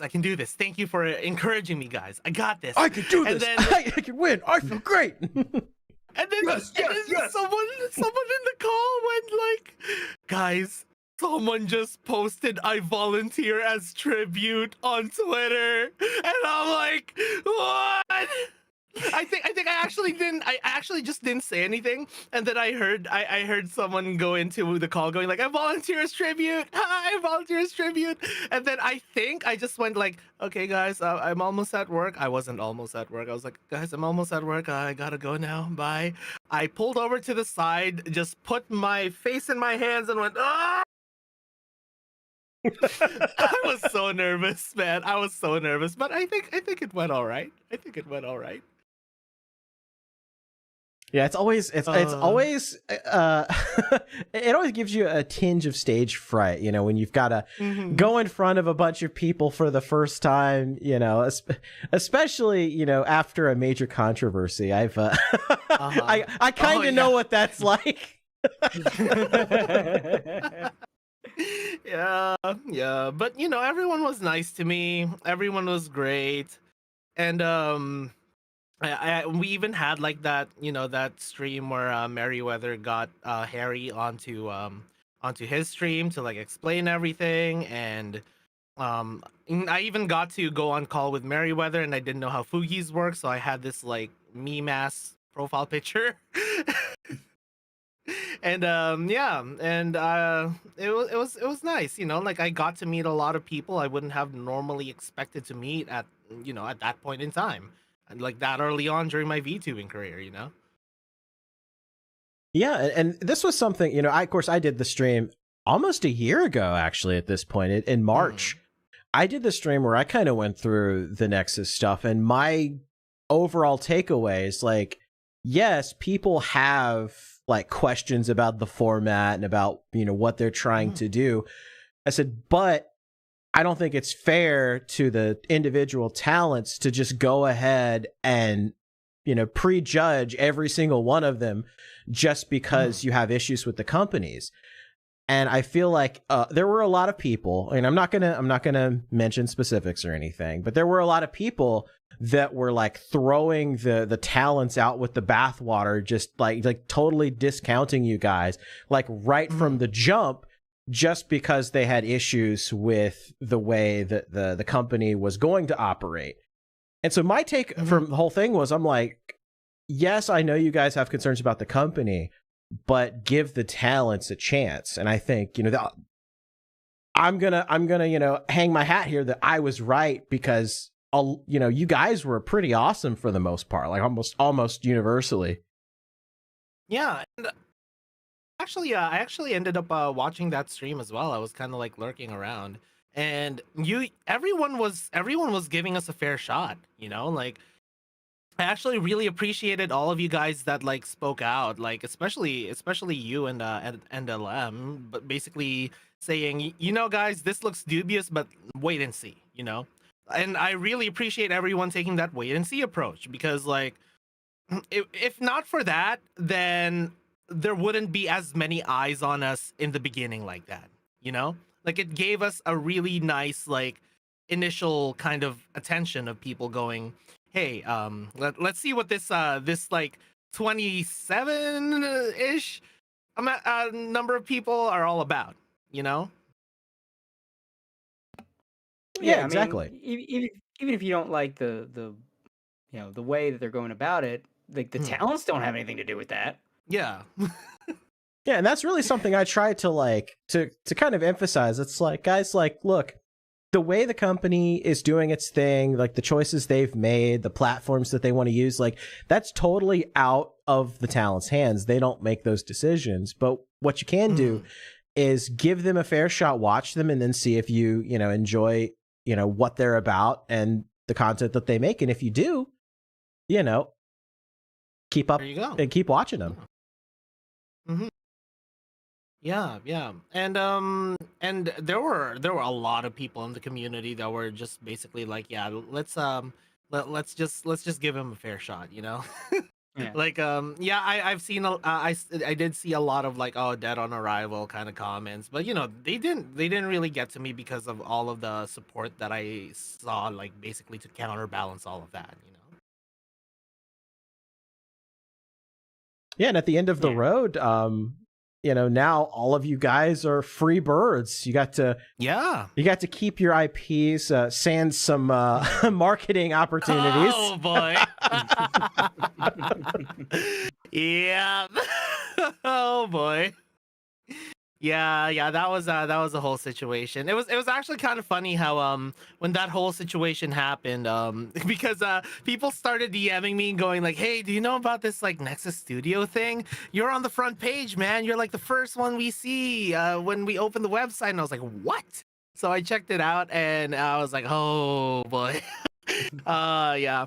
And then I put out this statement saying, I just want to clarify, I'm not, I am not affiliated with Nexus Studio. Everything I'm doing from this point on is indie. My re-debut has nothing to do with Nexus Studio. I'm re-debuting as an indie. And then it kind of caused a chain reaction of like all of the other Nexus talents like making the same statement as well. And it was pretty cool kind of seeing that. I tried to reply to as many as I could see as possible with just like the handshake emoji. But yeah. Yeah, and it's unfortunate that there wasn't something on the website that just kind of indicated that there's no like direct affiliation anymore. It's just like, these are, here's some examples of our, past talents or whatever. It was just kind of like, so in my personal opinion, it's a little misleading. So I think that if there's just like some small text somewhere added in there that just is like, take a look at some of our, past talent or whatever. Yeah, then I would have saved a lot of DMs from Yeah, it would have saved you a lot. It would have saved you a lot of headache. That's definitely for sure. Because I had to answer a lot of questions from people, reassure them going like, yeah, guys, it's okay. I'm not part of Nexus anymore. I'm indie now. Free bird. So now, if you can't answer this, that's fine. But I'm curious. Was it as cutthroat as people make it out to be, or as it seemed from the outside? Was it really a battle royale? Is that element overblown? Is it somewhere in the middle? How was that? I mean, we kind of just turned that whole battle royale thing into a meme. Like, there was even one kind of like plan we had of like just doing like a crab game with as many Nexus members as possible. But I mean, I didn't think it was really like a cutthroat environment. In fact, like we were very open to just like extending a hand, going like, hey, if you guys want to collab, if you guys want to work on like a project, I'm working on something right now, like I feel like between the talents, it was overall like pretty positive. Yeah, one thing I noticed from you guys, like especially early on, I think that having things happen the way that it did at the beginning, where it was like the world was against you guys, I think that helped to kind of bring all the talents together. And so whereas it might have been more of a like cliques and factions popping up, it was really more like the world's against us, all we have are each other, and it kind of fostered these sort of friendships and things. And you guys, still kind of are connected even after the company's, no longer a thing. And sure, we have groups that like prefer hanging out with each other more than others, but like generally we wouldn't push anyone away, basically. It's just that with that many people, it's just natural that certain people will gravitate towards a specific kind of group, right? Yeah, and I like this chat from Hyperdimension Bliss says, it's like Hollow Advent and Justice. The lore just kind of naturally falls away for antics. Yes. Yeah, and it's like that one thing that I feel like some people don't understand is that if you put that many people together, it's not just gonna be like one happy like hand-holding utopia of everyone like loving everyone equally. Like you will naturally gravitate towards like certain groups, because you have like more similar number of interests or lots of other reasons, more personal reasons even, like that's just what happens when it comes to groups. Yeah, group dynamics. It exists in every facet. The only universal constant is that everybody loves Lulu. Yeah, we do love Lulu. Yeah, Lulu's fun to hang out with. Lulu's really funny. Yeah, she's hilarious. So there's like a lot of like hubbub that gets made about like a sort of black company element to Nexus because of the battle royale thing. So that's what I'm curious about, was like how true that is compared to like the outside perception of it. Because I mean, even like other VTubers had that perception of Nexus, that it was this almost predatory battle royale type thing, like that it was like some talents would get pushed to the wayside for other talents, and like you had to succeed to get support in the company. What I feel like is that you kind of had to for example, if you want to have a project done, you gotta pitch that project, because for example, I wanted to do like a group cover, and I pitched that cover, and I was like, and I wasn't like, I wouldn't say I'm like the biggest Nexus talent out there, like I'm definitely dwarfed by some of our other talents there, but because I pitched a project, I made a good pitch for it, they were interested in it.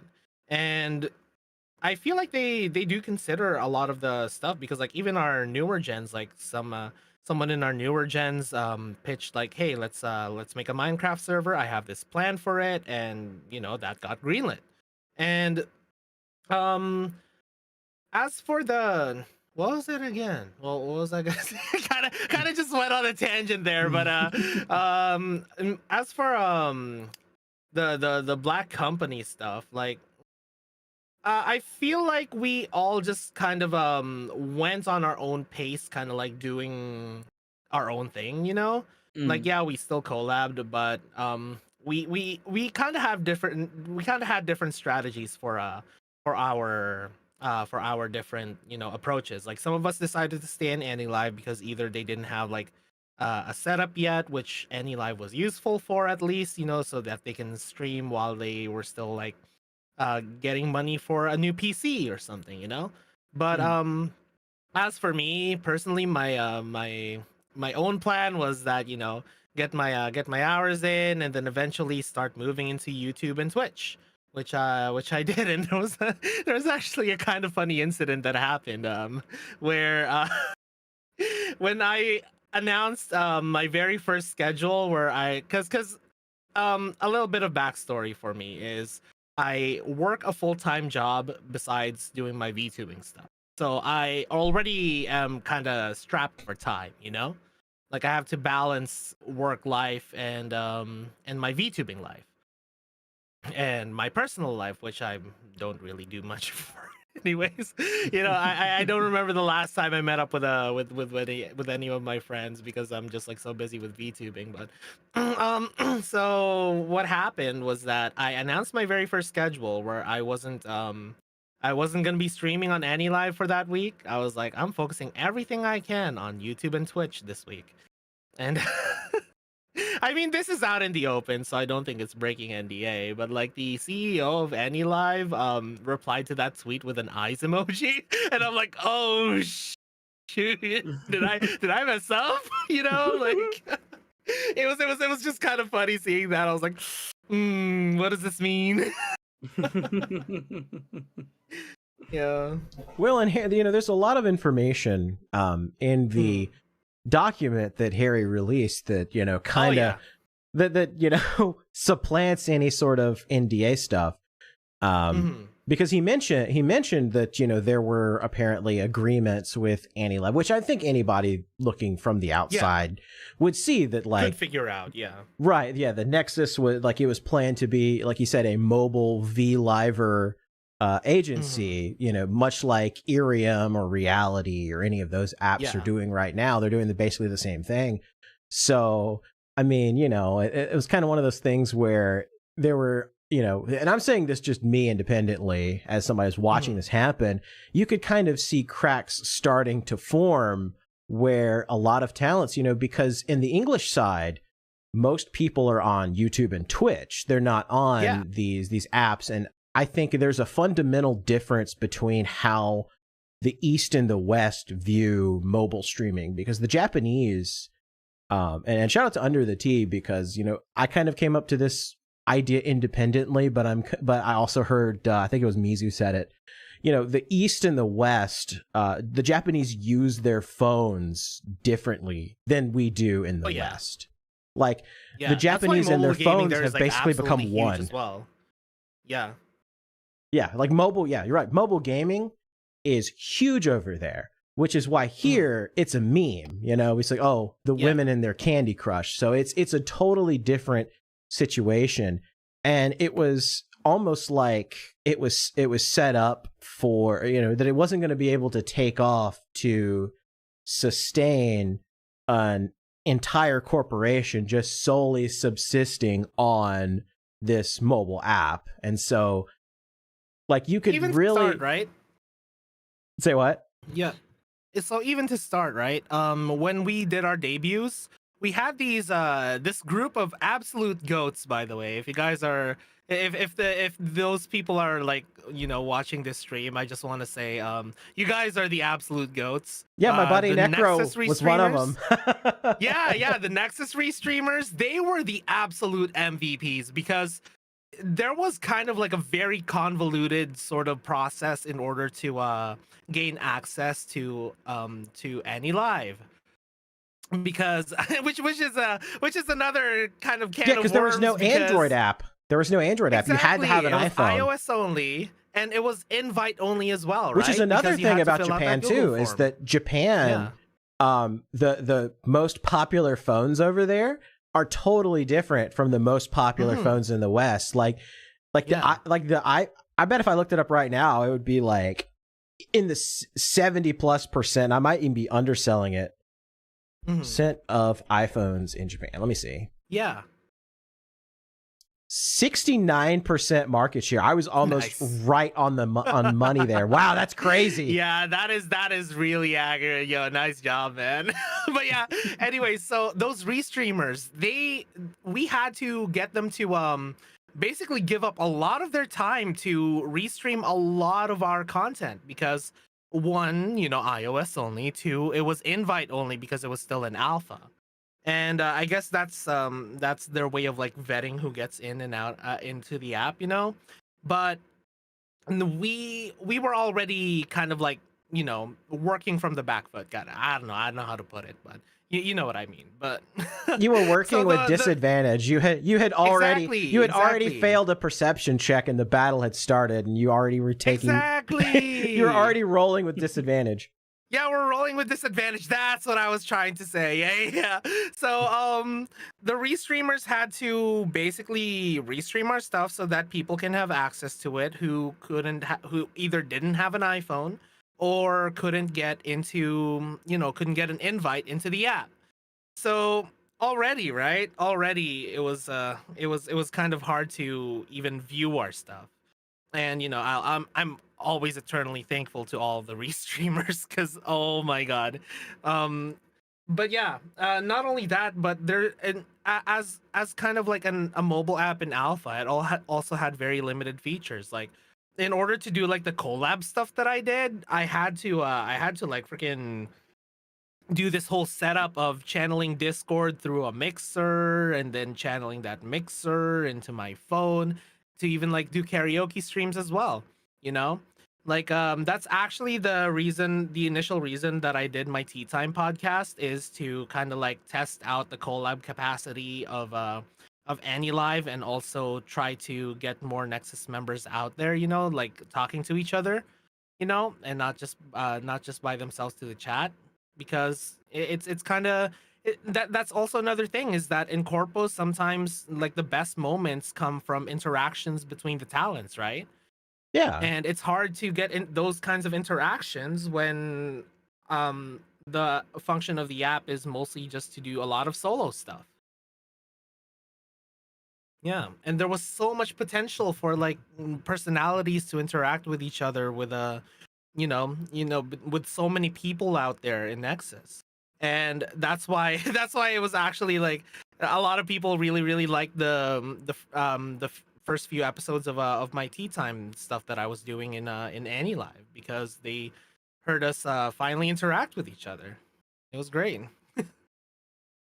Yeah, and I think that's probably one of the bigger weaknesses of the AniLive app is there wasn't really a way to truly collaborate, because that's really, especially now in the modern era, I guess you could call it like the third turning of VTubers. Where it's like, the first one was like the very, very early days, and then the second VTuber turning was the lockdowns and everything, and now we're kind of in the third age. It definitely feels like a new age of VTubing. And the most important thing in the third age of VTubing is collabing. Is even if you're a bunch of smaller VTubers, like getting together and just kind of hanging out with each other will just naturally bring like all the different like individual communities together, and then other people will discover you. I mean, Cody and I have talked kind of extensively about this. Like collabs are king right now. That is you want to find like-minded and cool people that you can hang out with and play games with, because people that's kind of the whole point of the podcast was, get a bunch of cool people together and just like talk about anime, comics, video games, VTubing, and all sorts of goofy internet stuff. And people naturally gravitate towards people that are like chilling out and having fun. And also you get that audience cross-pollination for one thing, but then it's really good when you find a collab where you have people that bring the best out of each other, that accentuate each other's strength. You had that great example was the recent Double Pippa collab, where it's almost a shame that Blue Pippa collab with Pink Pippa shortly before Blue Pippa was graduating, because a whole bunch of people discovered how great Blue Pippa was. Like if Blue Pippa wasn't graduating, that stream would have shot her numbers up. Yeah, because you had these two personalities that played off each other well enough that they put on a really good show. And it made people that liked talent A notice talent B and want to follow talent B that they would have otherwise never heard of. Yeah, exactly. And that environment was a perfect way to draw out everything about talent B that they would really like. And it's just such a shame, because like I remember when Pippa, the Blue Pippa, first debuted, I was like, oh cool, she's a penguin. To quote Benedict Cumberbatch, she's a penguin. She's a penguin. And I thought it was pretty cool. And I actually replied to her post. I'm like, we have to get Blue Pippa and Pink Pippa together. And it was literally like right after her debut. I could probably find it if I look. And then it finally happened, and it like was one of the most legendary streams we've had in a long time. I called it. I was like, oh man, this would be epic. Yeah. And now like and Pink Pippa was so head over heels for her, like she immediately was like, okay, you have to audition for FaZe. Here like direct link to the FaZe Connect audition. You look, I'll put in a good word for you. Go for it. I would love to see Blue Pippa come back in FaZe. That was such a good dynamic. I want more of it. Yeah, those two. Man, and another thing is that I don't think this is also like breaking NDA, because this is something public that happened. Is that we got more and more people going into the AniLive app, but like the viewers kind of stayed like on the lower end, because like a lot of people are just like, we'd rather watch on YouTube and Twitch, right? Because that's the culture in the West. So it kind of got to the point where like it was hard to get viewers for a lot of us, and there was overlap hell. There was this thing called overlap hell, that we were what do you call it? Yeah. There you go. There's two of you now. We need a Double Trouble collab. December 8th, 2023. There you go. But I finally got it, and it was a legend. Yeah, so what happened was that there was this thing called overlap hell, because we're all streaming in a very similar time zone, and you would have like so many people streaming at the same time that it's basically like fighting for viewers, an already very, very limited amount of viewers who watched people on AniLive, and that was just it was rough. And another thing about the collabs there, another kind of, I mean, this also kind of happens if you're hosting someone, but I felt bad about, for example, if I have like 2 or 3 other people on for my collab in AniLive, a lot of the gifts, they end up going to me, and it's just very, very hard to like organize stuff like that, where it's like I don't know. There were a lot of problems. Is basically what I'm trying to say. There was a lot of things just going against us just by being stuck in Annie Live for a while. Yeah, I think the major difficulty was just the fact that they didn't really have the Android version of the app up and going, because like the whole point was they wanted to bring people onto this app and like make this app really big in the West, and they were there before a lot of the other apps had really like made their major push. And so it's kind of like, you're first in market, so you want to have as many people to hop on this app as possible so you can go ahead and build up a sizable market share before the Iriums, come into the market and take their sizable Eastern block and bring it to the West. So they had the advantage of being kind of first to market, but they didn't seize the initiative by having it as widely available as humanly possible. Yeah. And oh my god, imagine if all the attention that we got from the whole like Nexus stuff happening on Twitter, if we actually made the app as accessible as possible and like signing up for it as accessible as possible, they would have had like a huge user base to start.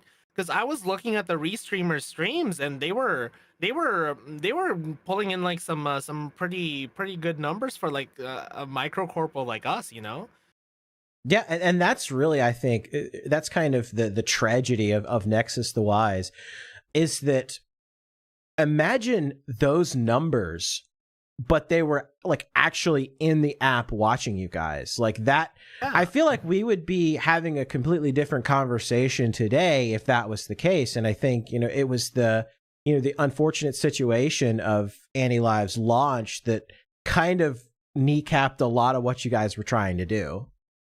Oh yeah. It was and the fact that we're debuting a corpo in an app that was still in alpha I felt like not the smartest decision. It was a challenge. It was. I mean, you guys were playing on hard mode using no items, speed run, 100% completion. I mean, it's like, ugh. Yeah. I don't think it is a fool's errand to try these new apps. Like I think even Irium like had to do something different to set itself apart, and even then it's kind of like a side thing. Yeah. Plus Irium's like already established with all of the app infrastructure because it's already like this like big app in Japan, Like I think it's like one of the biggest, if not the biggest, like VTuber mobile app in Japan, and they're just porting all of that to like a Western market, Yeah. Yeah, like said, that's already a thing. Even then, it's going to be still hard going to get the Westerners on board. Yeah, and I feel like they realized like a lot of the problems with Annie Live because in their post, I think the very first Irium announcement post, they specifically said that it's also available on Android, and I was like, ooh. Yeah, and see that's the thing is that from the jump, I felt like they should have had the Android app ready to go. I understand the technical limitations because, there's a reason that every VTuber uses an iPhone because of the facial tracking and facial recognition software is top of the class. Oh, yeah. Oh, yeah. And that they would have probably had to make an entirely new like engine to be able to handle like the limitations of the Android platform. So I get the technical limitations, but I feel like that's something they probably at least allow viewers to use the app. Yeah. Because, and this is something I noticed because, Necro had the app and he looked into it. A lot of the functionality to view streams was there. But like the app was all in one, like both the streaming and the viewing were all together. You just had to have like authorization to do it.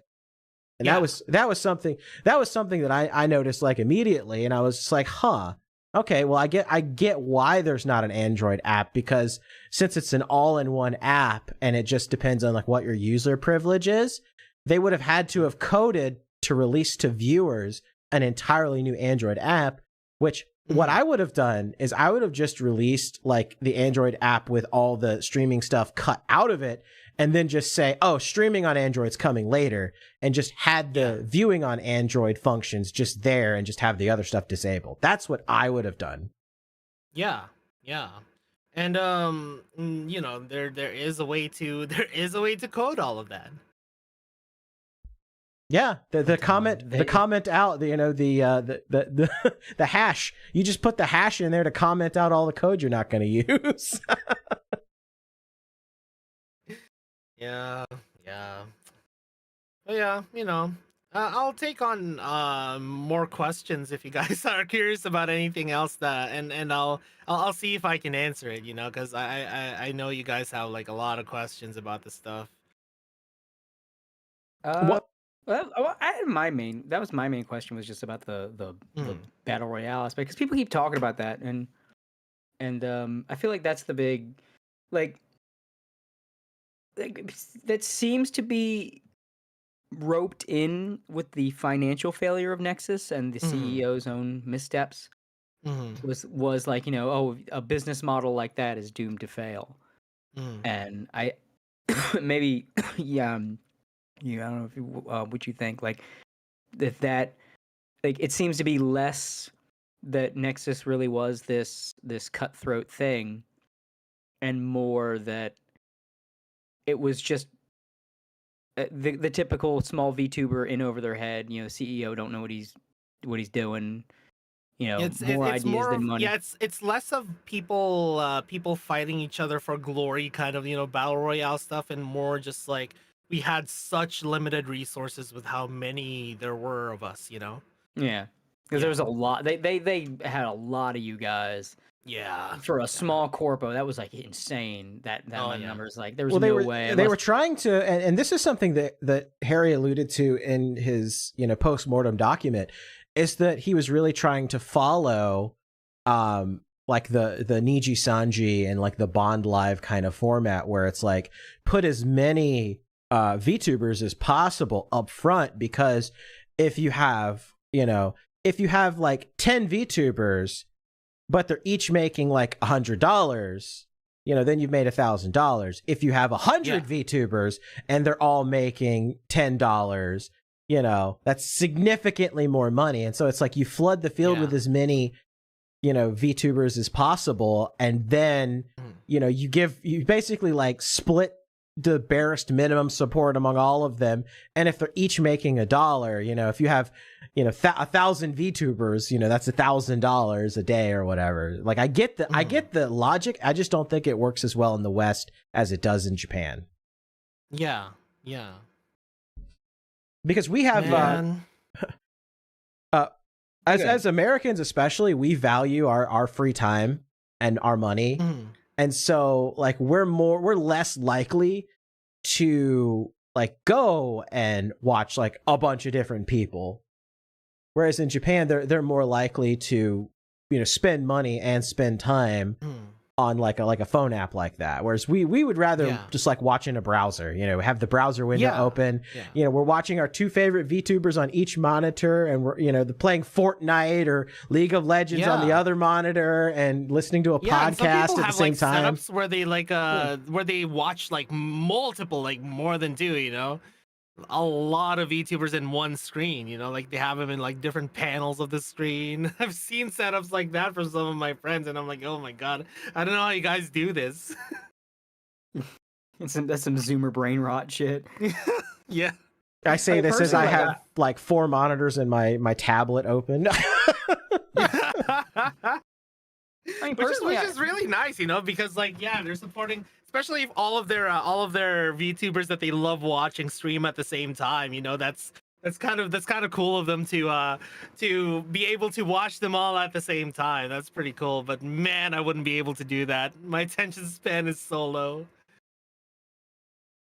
Personally, I just fire up, you know, somebody that I like and have them on the background while I'm either drawing, doing comics, or playing games. So like you can kind of see just from a personal experience the trouble that starting your own separate app, especially on the phone, is going to have. Like, I'm not pulling out my phone. I'm at the computer. Maybe if I'm out and about, but even then, I can still do the same thing. Just pull out the YouTube app or the Twitch app or whatever.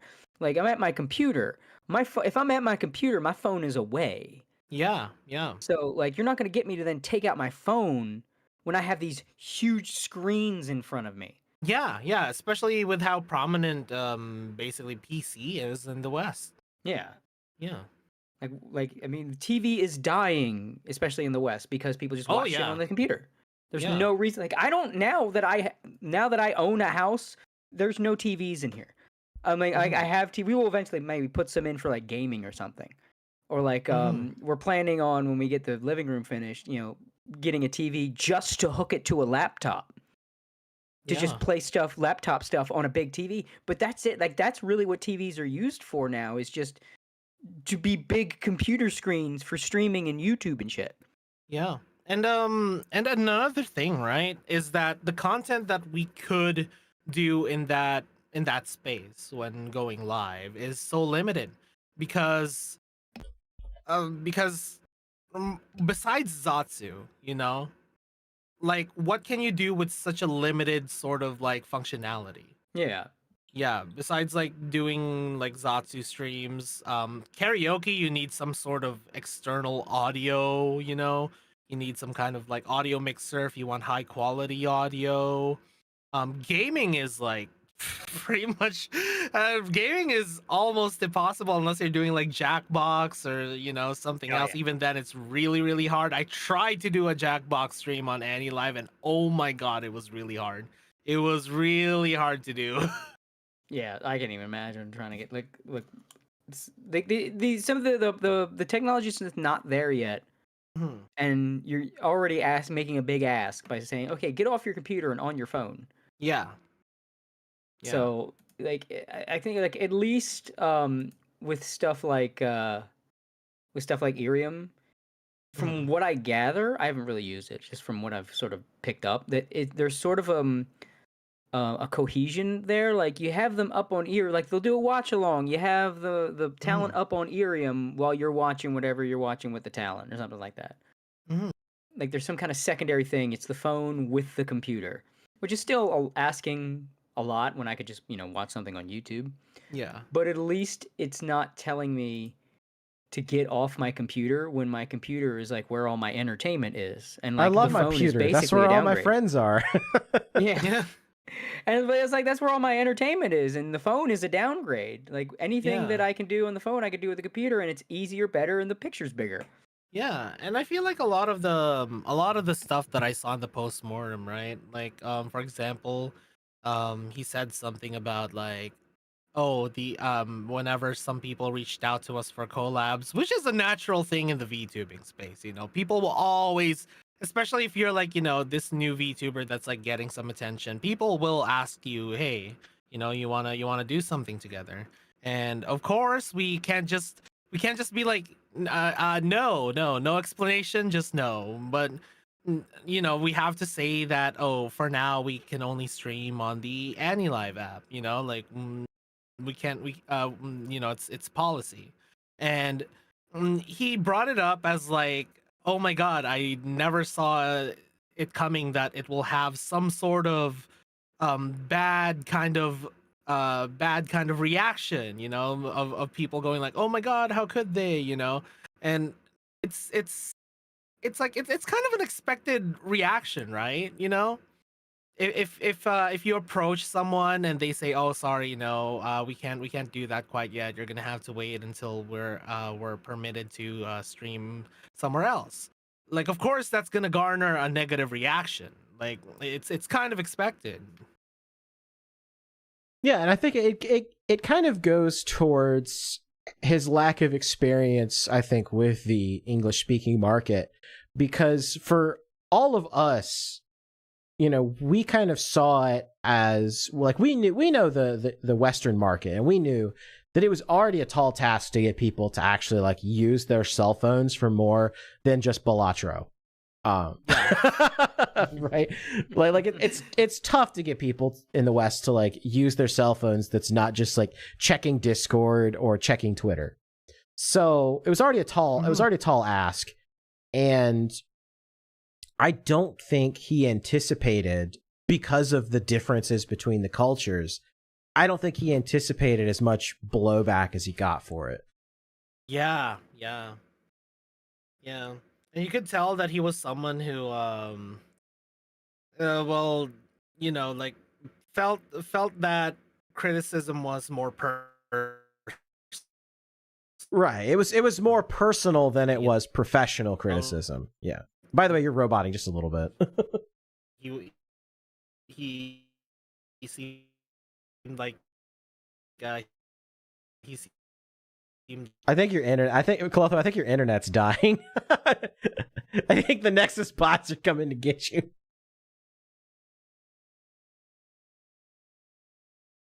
I think his internet died. Let me message him real quick. I think...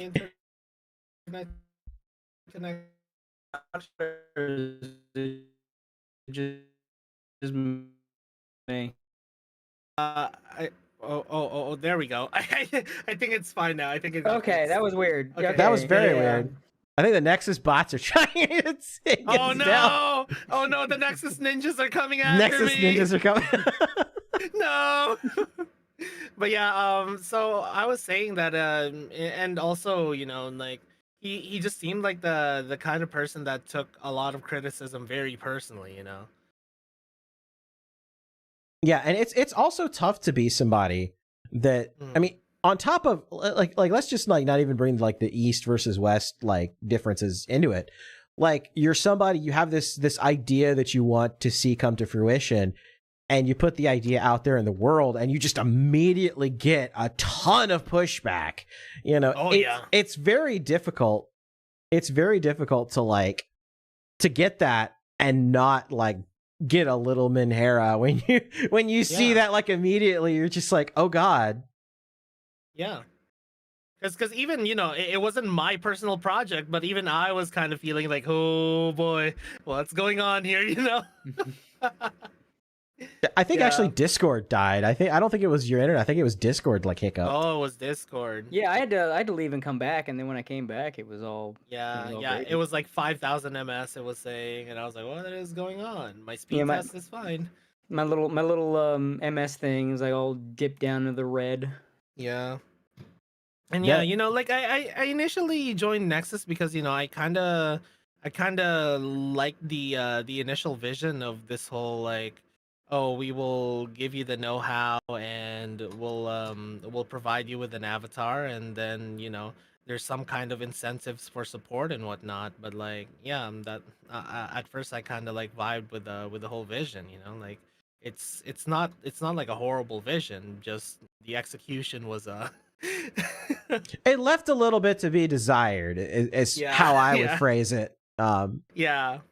I mean, there was definitely a way that it could have worked, but I think that it's like Sideshow Bob stepping on every rake, like trying to leave. It's just like everything that could have possibly gone wrong all went wrong at exactly the same time. And so any sort of success that you guys could have had was just like immediately hamstrung by something else that just should have happened differently. Yeah, honestly, there were a lot of things that happened, honestly, like the whole even like the whole AI stuff when it comes to Anti-Life. And the thing is, right, like Anti-Life and Nexus are essentially supposed to be like two separate entities, but the thing is, because of the partnership, it's hard for people to see Anti-Life as being like a separate entity from Nexus. So, right. And that was another major challenge too, was that, and I still see people do this a lot, is they like will say, like, we'll talk about Anti-Live in the context of Nexus. Like they'll say, well, Nexus was the streaming app, and it's like, no. There were two different things. It's just because they were so closely linked together in terms of like, Nexus, was exclusively streaming on the app, it was difficult for people to like separate the two from each other. And so I still see people from time to time will like mix the two up or will like conflate the two together. Yeah, and that made it really tough because like the whole AI situation with Annie Live, that did affect Nexus as well, you know, like it Yeah, affected because some of our reputation. they started accusing you. Like, I remember this specifically. They started accusing you guys of being like AI characters, and I was like, well, Yeah. no, that's not true. They all have mamas and papas that drew the models and did the rigging. Like yeah, this, like this credited as well, you know. yeah, and it was, it wasn't fair to you guys that you had to deal with that, because it's like, no, you guys can look this up and you can see that, like, they had modelers, they had riggers, like, you can just go and see this information, and it just, it sucked because and this didn't happen to me. So take this with a grain of salt. But I was hearing some people apparently being like rejected by some artists who they like wanted to commission, because they're like, oh, you're affiliated with that one company that's using being accused AI. of, like, Yeah. using AI. So people were like losing some opportunities for some commissions, which I heard of that, and I was like, yeah, this is really bad, and they better make some kind of statement about this, you know? Yeah, exactly. And I get why artists are upset about AI, but I do think that they really need to chill out a little bit, because it's giving a lot of artists a little bit of a bad reputation, and it's just like, because we've seen a lot of people get harassed for being quote unquote AI when they're not. So I think artists need to be careful. You don't have to like AI, but I would say like saying you're gonna like not work with somebody because you think they use something with AI. I definitely feel like they need to just kind of be careful with that. Yeah, like you know how some people like try to do some funny stuff with like character AI or stuff like that. Like you can not like not like AI, but still still I don't know how to word it. Well, I talked about it kind of extensively on Legal Mindset stream, that like I think a lot of the anti-AI stuff is very ludic and very I mean, it's a lot of let's say mid artists. Even if they're very technically skilled, they're not very creative, and AI is a threat because their whole bread and butter is, look, I drew the flavor of the month character IP and I made it very pretty, and like, well, now I can just type that in. So what else you got? Do something. You have to do something creative, and that can be difficult for some people. And like a lot of the AI stuff is overblown. It reeks of every time there's been a new technological step forward. There's always just some there's always some midwits that just that freak the fuck out. We saw this with goddamn electricity. If you remember when electricity was new, there were motherfuckers that used to go in and try to tear down the electrical lines and smash out the light bulbs and shit. This electricity is gonna ruin everything.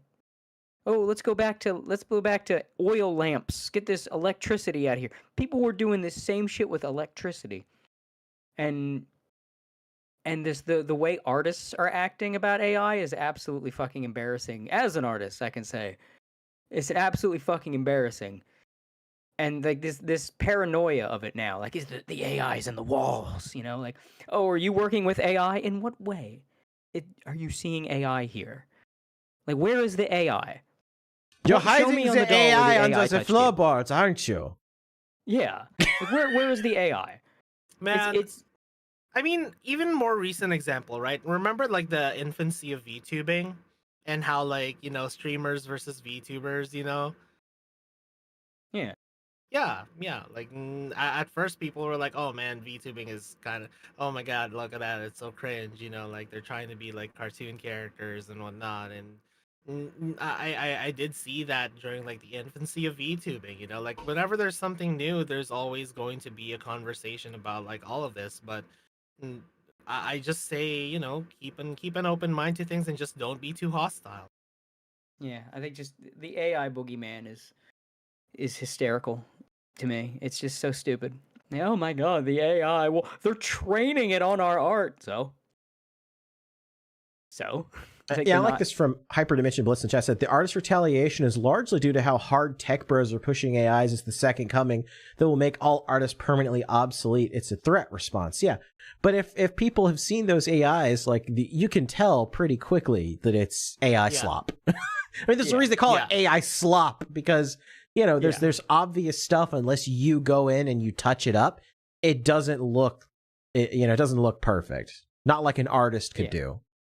Extra fingers and like even if they overcome the extra fingers, there's always like that, like it's a little too glossy.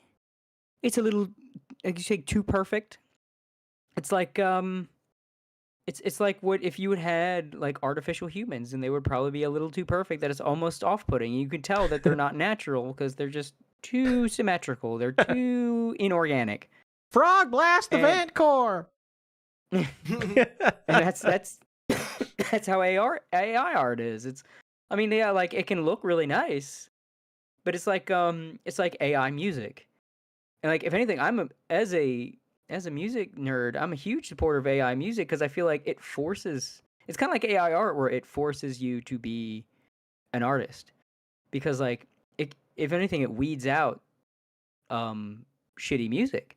Because like if you're just some by the numbers pop star and your music can just be replicated by AI, who needs you? What do you bring to the table? You're not going to get an AI art that's going to make some like a crazy composer can make. You're not going to get like an AI BT or Cell Dweller. Like you need a human for that. So if the AI is capable of making the same kind of thing you make, well, you better step your ass up because I mean you're no better than a unfeeling machine. What good is your art? And if anything, I feel like that is more like, yeah, there's a threat response there, but I feel like deep down that's a bigger driver behind a lot of the anti-AI sentiment, is that it really does show that the artistic emperor has no clothes a lot of the time. Like, it really is a threat to a lot of artists that just kind of coast and can just kind of, like, I think the hardest hit of this AI art are porn artists, just straight up. Because like, oh, I just draw your favorite character getting rammed in the ass. Well, now I can type that in the AI. Look, there that is. I can see that a million times. Are you still working on that first pick? Here's number 3. Number 4, from a different angle, different art style. There we go. What do you like? Now you can't just do that. You have to be an artist. And I think that deep down, instead with music and drawing and all that stuff, I think deep down, that is a bigger driver for the hatred toward AI than a lot of people realize. Is that AI is ruining the grift. It's ruining, like, we had a good thing going here. It's ruining low effort. It's ruining the low effort stuff. And they don't like that because a lot of the money spent, like furries, right? Like furries spend money on like the shittiest art because it's their character, stuffing a building up their butt, right? like a terrible artist like knocks that out in like, an hour and they pay like hundreds of dollars for it. Now you can put in your AI prompt of, your furry persona, shoving a building up its ass or shoving its fur cock through a Mitsubishi Lancer or whatever.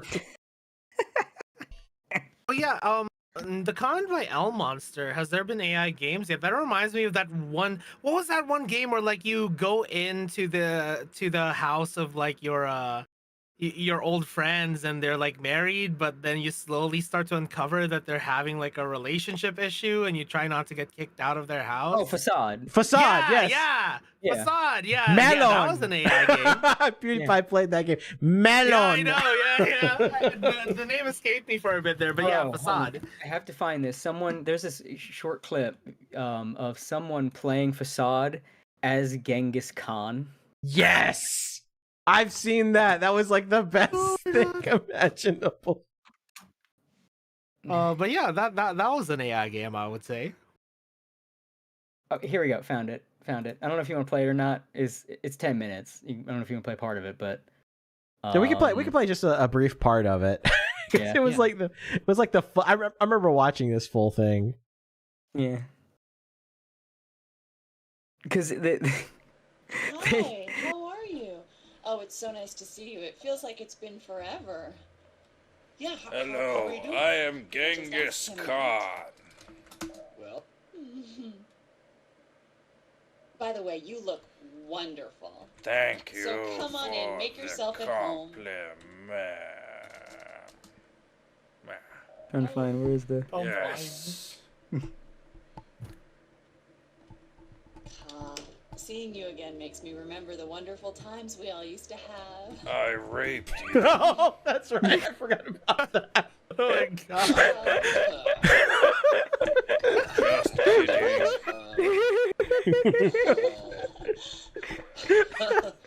Let's talk about you.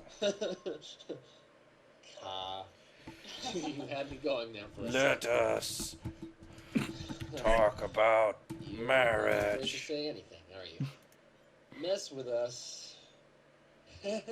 You're crazy, you know that? I am a warlord. Anyway, what were we talking about? I'm God, gonna fix us King, some drinks. Mongol, You'll be the first to sample from my new set Genghis. of imported drinking.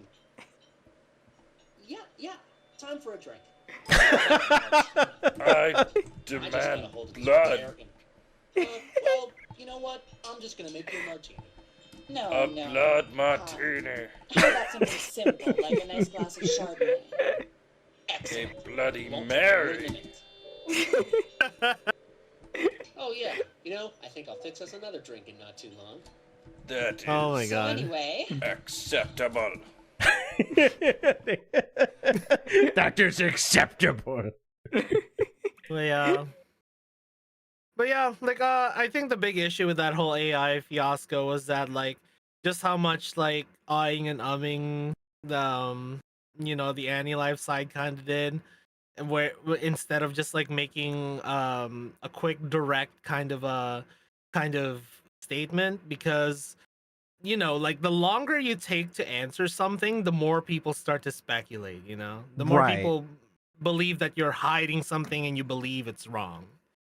Right. And there was no actual evidence or proof, because I saw people like trying to dissect models and, Yeah. and you see this a lot now where people are like falsely accusing other artists of using AI in their art, and it's just total BS.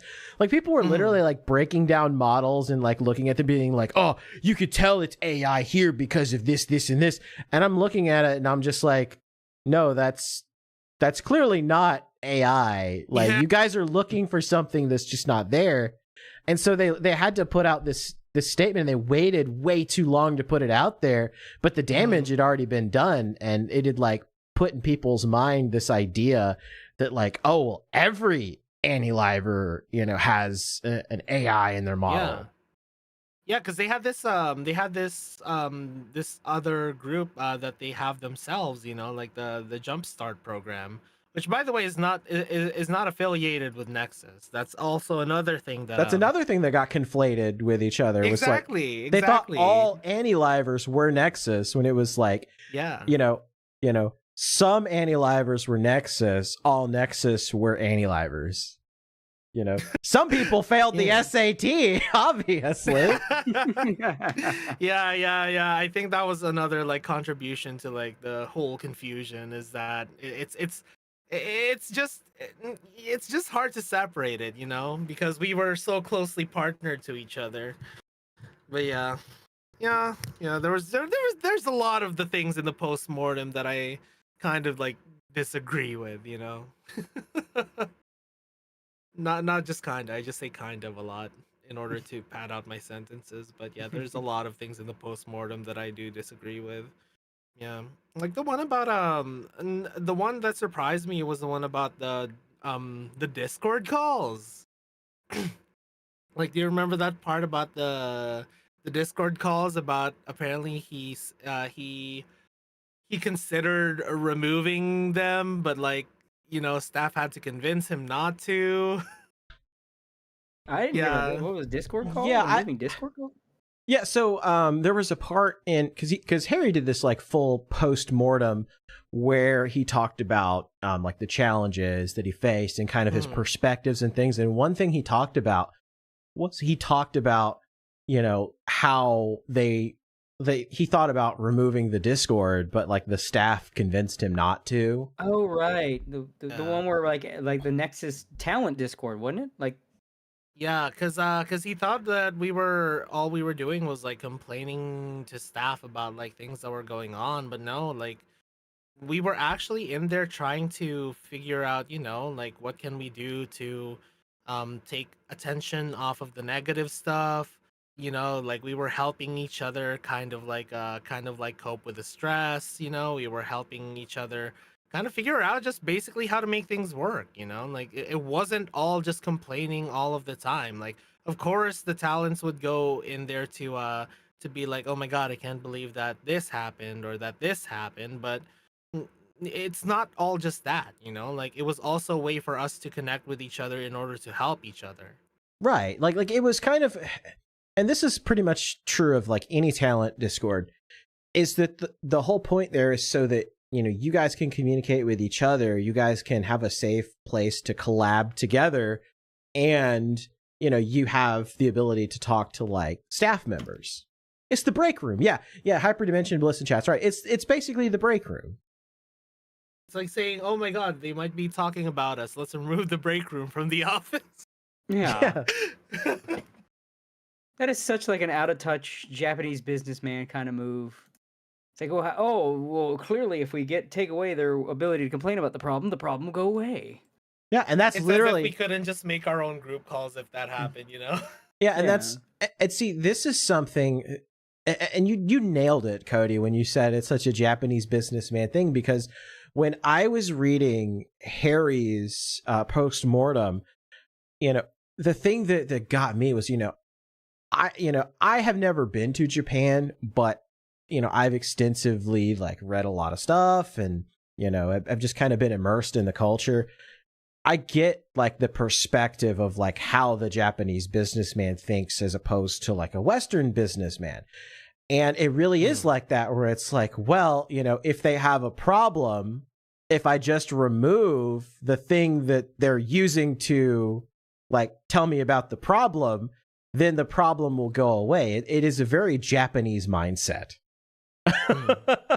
Right? Because in Japan, like workers, you don't have like workers' revolts or anything like that. People are they're like overly respectful, unions, even to like that. Yeah, they're overly respectful almost to a fault.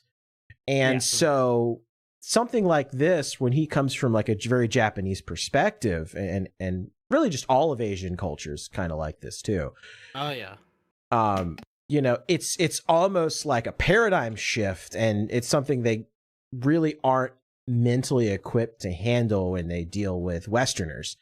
So it's one of those things where it's like, he really needed to have somebody that was like his number two guy that has that Western business mindset to kind of like translate like what's happening, so that he could be like, okay, I get it. It's not that they're complaining because this is like, them be actually like, trashing us or anything. It's it's really just like, it would be cool if we had this. It would be cool if we had this. These are some suggestions, how to improve things. Whereas you don't really get that in Asian society. Yeah. It's like, thank you, sir, may I have another? Yeah, and another thing too is like the I mean, he did mention this about like the having staff in the same time zones as the talents. Like that was kind of hard to deal with personally, because like, we before we had that same time zone kind of staff, like naturally you would expect it to, you would expect your answers or any issues that might arise to only get answered during their time zone, which is hard to deal with. You can probably see why. Yeah. Well, and we were talking about Doki Bird's. It's Doki Bird's anniversary of her leaving Niji Sanji, and this was a very similar problem that Niji Sanji English had to deal with, because most of the managers were on a completely different time zone than a lot of the English talents. You know, Doki Bird lives in Canada. You know, her managers were in Japan. So whenever she needed to talk to them, she had to wait for the time zone to match up so that then she could actually like get a response. And it became this whole massive process. And, you know, now, you know, we have the benefit of, you know, getting to look, you know, at the past and kind of Monday morning quarterback it. But if Niji Sanji had invested their resources into hiring talent managers in all of the time zones, a lot of these problems could have been solved. Yeah. Yeah. Yeah, and it's very poignant to bring up Niji Sanji because like that was one of like you know, he mentioned that he kind of emulated Niji Sanji and Riku Tazumi a little bit, and like his concept, you know, and that threw a lot of red flags in the note there. And you could kind of tell he didn't really get why on the Western side there's kind of this general dislike for Riku. Yeah, and I still really couldn't believe the whole thing about like, the Merryweather stream was bad, or like the LM stream was bad, because like you and LM were the one, I think one of the first ones to say, you know, like let's just wait and see with these guys, you know.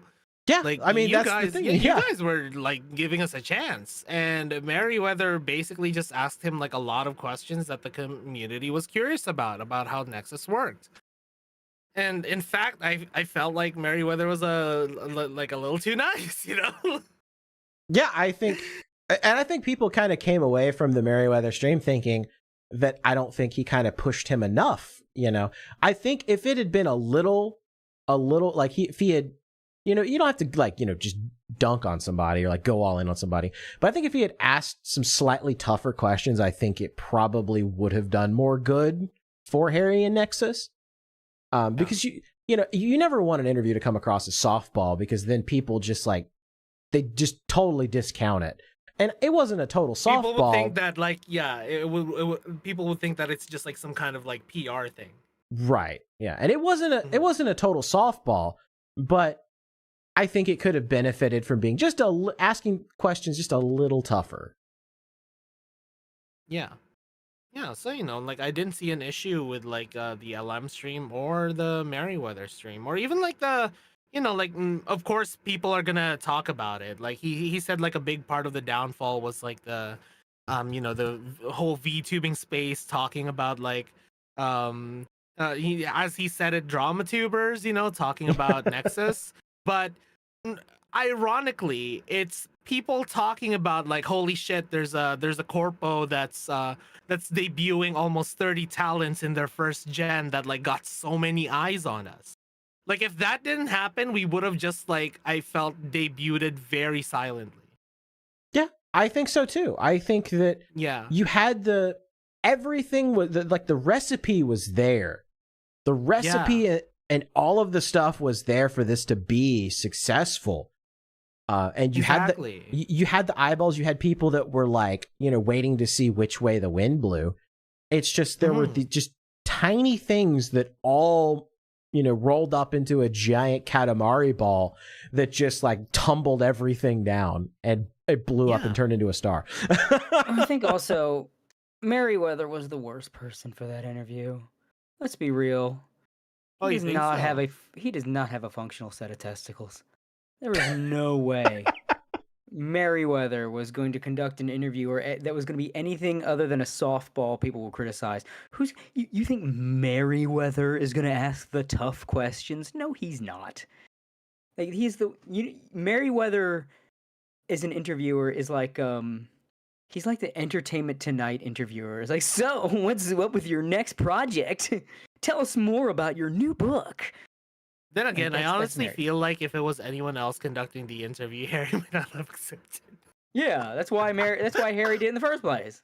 But yeah, it's just kind of baffling to me that, like, you know, that you would put it on the community that, you know, we had our downfall. Like, the community did a lot for us. you know, like that's kind of like that's kind of a big part of why I made this like this one post, basically just I would say it's like the counter Harry manifesto, where it's like I want to thank the community for giving us a chance, for like saying, wait and see, like, yeah, there were a lot of criticisms, but a lot of criticisms were valid and actually helped us improve, you know and that's the thing, right? Like, you don't debut 30 talents and not expect there to be some kind of blowback, especially with like the kind of like current winds that were blowing in the VTuber scene at that time,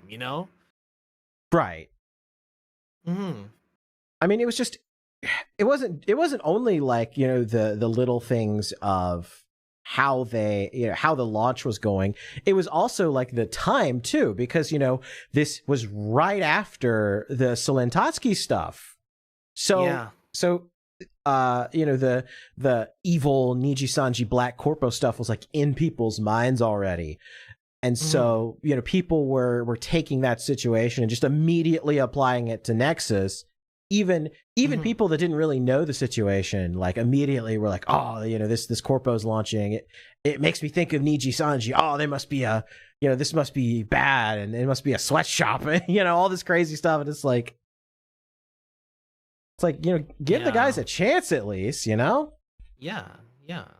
And yeah, that's it was just really, really confusing that he would say, like, the quote unquote drama tubers were like a big part of why Nexus failed. No, you guys were really nice to us, man. Like, every time I would see like a thumbnail with Nexus on it, I would be pretty nervous, but then I'd watch the video, and like a lot more people than I expected actually just said wait and see, like, it was a surprising amount of people to me that just said wait and see, because I thought everyone was just gonna be dunking on us, but no, you guys didn't just dunk on us.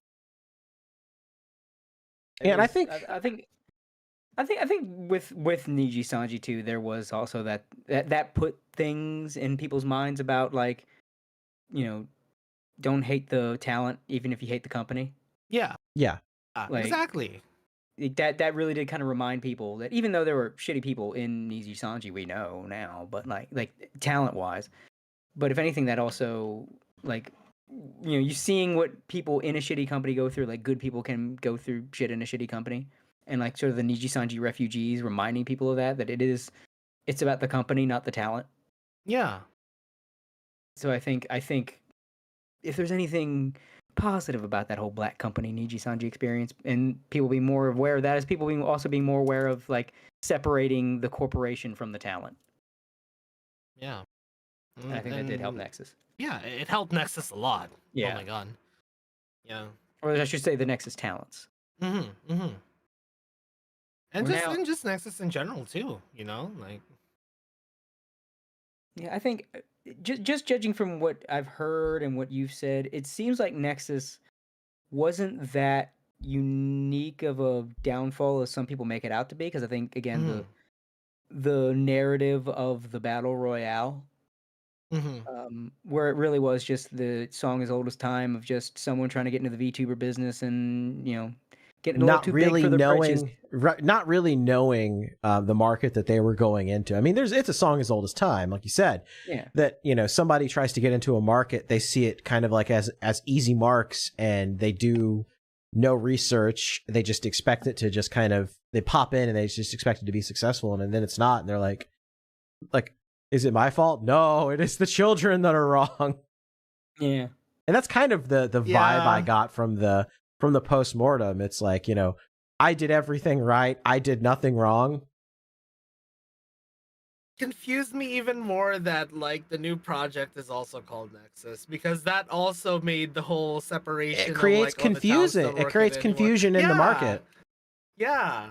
He's got that problem Elon Musk had, where he came up with a name he thought is cool and he just can't let it go. Like, with Elon, everything has to be X. With him, everything has to be Nexus. Everything's Nexus, because Nexus. Oh my god, that's such a cool name, Nexus. Put that on a cup. Put that on a T-shirt. Nexus. And one thing that I like saying to some people who have discussed this, right? You know, like I've said this in Rima's chat. I'm not sure if I said it in LM's chat or Armchair's chat, but like I told him that he had all of the chances to kind of like end all of this in such a good note, you know? Because because before the post-mortem, what I was hearing from like, you know, the people who find out about like Nexus's closing is, yeah, it's kind of cool that the talents get to keep their IPs, because how many corpos do that where like, you know, once the corpo closes down, the talents get to continue as their, you know, corpo identity, but as an indie. Like that was pretty cool of them, you know? Like that could have been the end of it, right? Yeah, that could have been like the positive ending note. Yeah. You know, it's like, oh, well, the company is closing, but all the talents get to keep their IPs and continue on. Like, because that is something I've really championed ever since the Selentowski situation. Is I've always said that we as an industry need to push corpos, if they close down, to allowing talents to keep their models and their character IPs. Because it's not fair to, and even let's not talk about fairness. Let's just talk about like from a business perspective, right? From a business perspective, you know, if your company shuts down, but this character continues, then when you do start another project, right? Like you can always point back and be like, yeah, you know, our company may no longer exist, but like, look at how successful our previous VTubers are. And if you know, Harry had done it that way with Nexus Studios and been like, you know, just made it obvious, like, these are our previous talents, look how successful they are now, you know, it would have generated a lot more goodwill than just coming out there and just kind of putting them up there as if you guys are like actually still part of the company. Yeah. And I really feel like it gives a pretty bad look, you know, to the, in the community's eyes, if in the post-mortem you say that the severe lack of resources was what mainly led to Nexus closing down, and then suddenly you're in this new project that you're also naming Nexus, you know? Like, I feel like that's just I don't know, it doesn't look good. No, it doesn't. And once again, it hurts you guys, because now it's created confusion with people, and it makes people more speculation. Yeah, more speculation, more people that will just hate on you guys for no reason other than this just absolute BS. And that's something that I've really tried to fight for a long time, is that, you know, the internet is always going to be the internet. You know, a lie is going to travel around the world. Yeah, it can't stop the internet from interneting. Yeah. A lie is going to travel around the world before the truth gets its pants on. And, you know, so you have to take steps in order to prevent people from even having like a baseline to speculate. Because once they start speculating, and once they start like spreading just blatant lies, like it doesn't matter how many times you put the truth out there, there's always going to be somebody that's going to believe the lie and spread the lie, and there's not really anything you can do about it. Yeah. So don't even like give them that leeway to be able to just like, you know, come up with a rat. Yeah, exactly. Yeah, I don't know. People love their tea. They love their drama and their rumors. So they will overblow things. Yeah, so that's why you don't even like create these sort of situations where people can, you know, spill the tea and you know, gossip with each other. Yeah. I think the big takeaway here is that it really could have just ended very well, you know? Like Nexus closed down. There was a lot of things that were done wrong, but it could have ended on such a good note, you know? Yeah, and I think it really kind of, you know, Harry's letter and the situation with the website, I think it could have been done in such a much better way to have just like allowed for like, you know, all this, you know, all this drama and all of the, you know, the thoughts and the theories and issues people had. He could have put a nice bow on it if he had just basically like in his post-morph, it was just like if he did it from the perspective of like talking about like why the situation failed, you know, but didn't like this, like a lot of the extraneous stuff and the superfluous behind the scenes stuff, talking about like the Discord or like Niji Sanji. Like if he left a lot of that stuff out there, I think it probably would have been seen as more positive if he had waited to put like Nexus Studio out there and just like change the name to something else, right? Yeah. Also, kind of like the how quickly he put out that new project, right? Because Nexus hasn't even closed down for a month. It's not even cold. The body's not even cold yet. And then suddenly here's Nexus 2 Electric Boogaloo, you know? Yeah, and I think it comes from the fact that Harry is a tech bro. And the way the tech bro mindset is you always want to move on to the next bigger and better thing. Like you're always like I will say one positive thing about Harry is that he's always grinding, you know, and that can be a good thing and that can be a bad thing.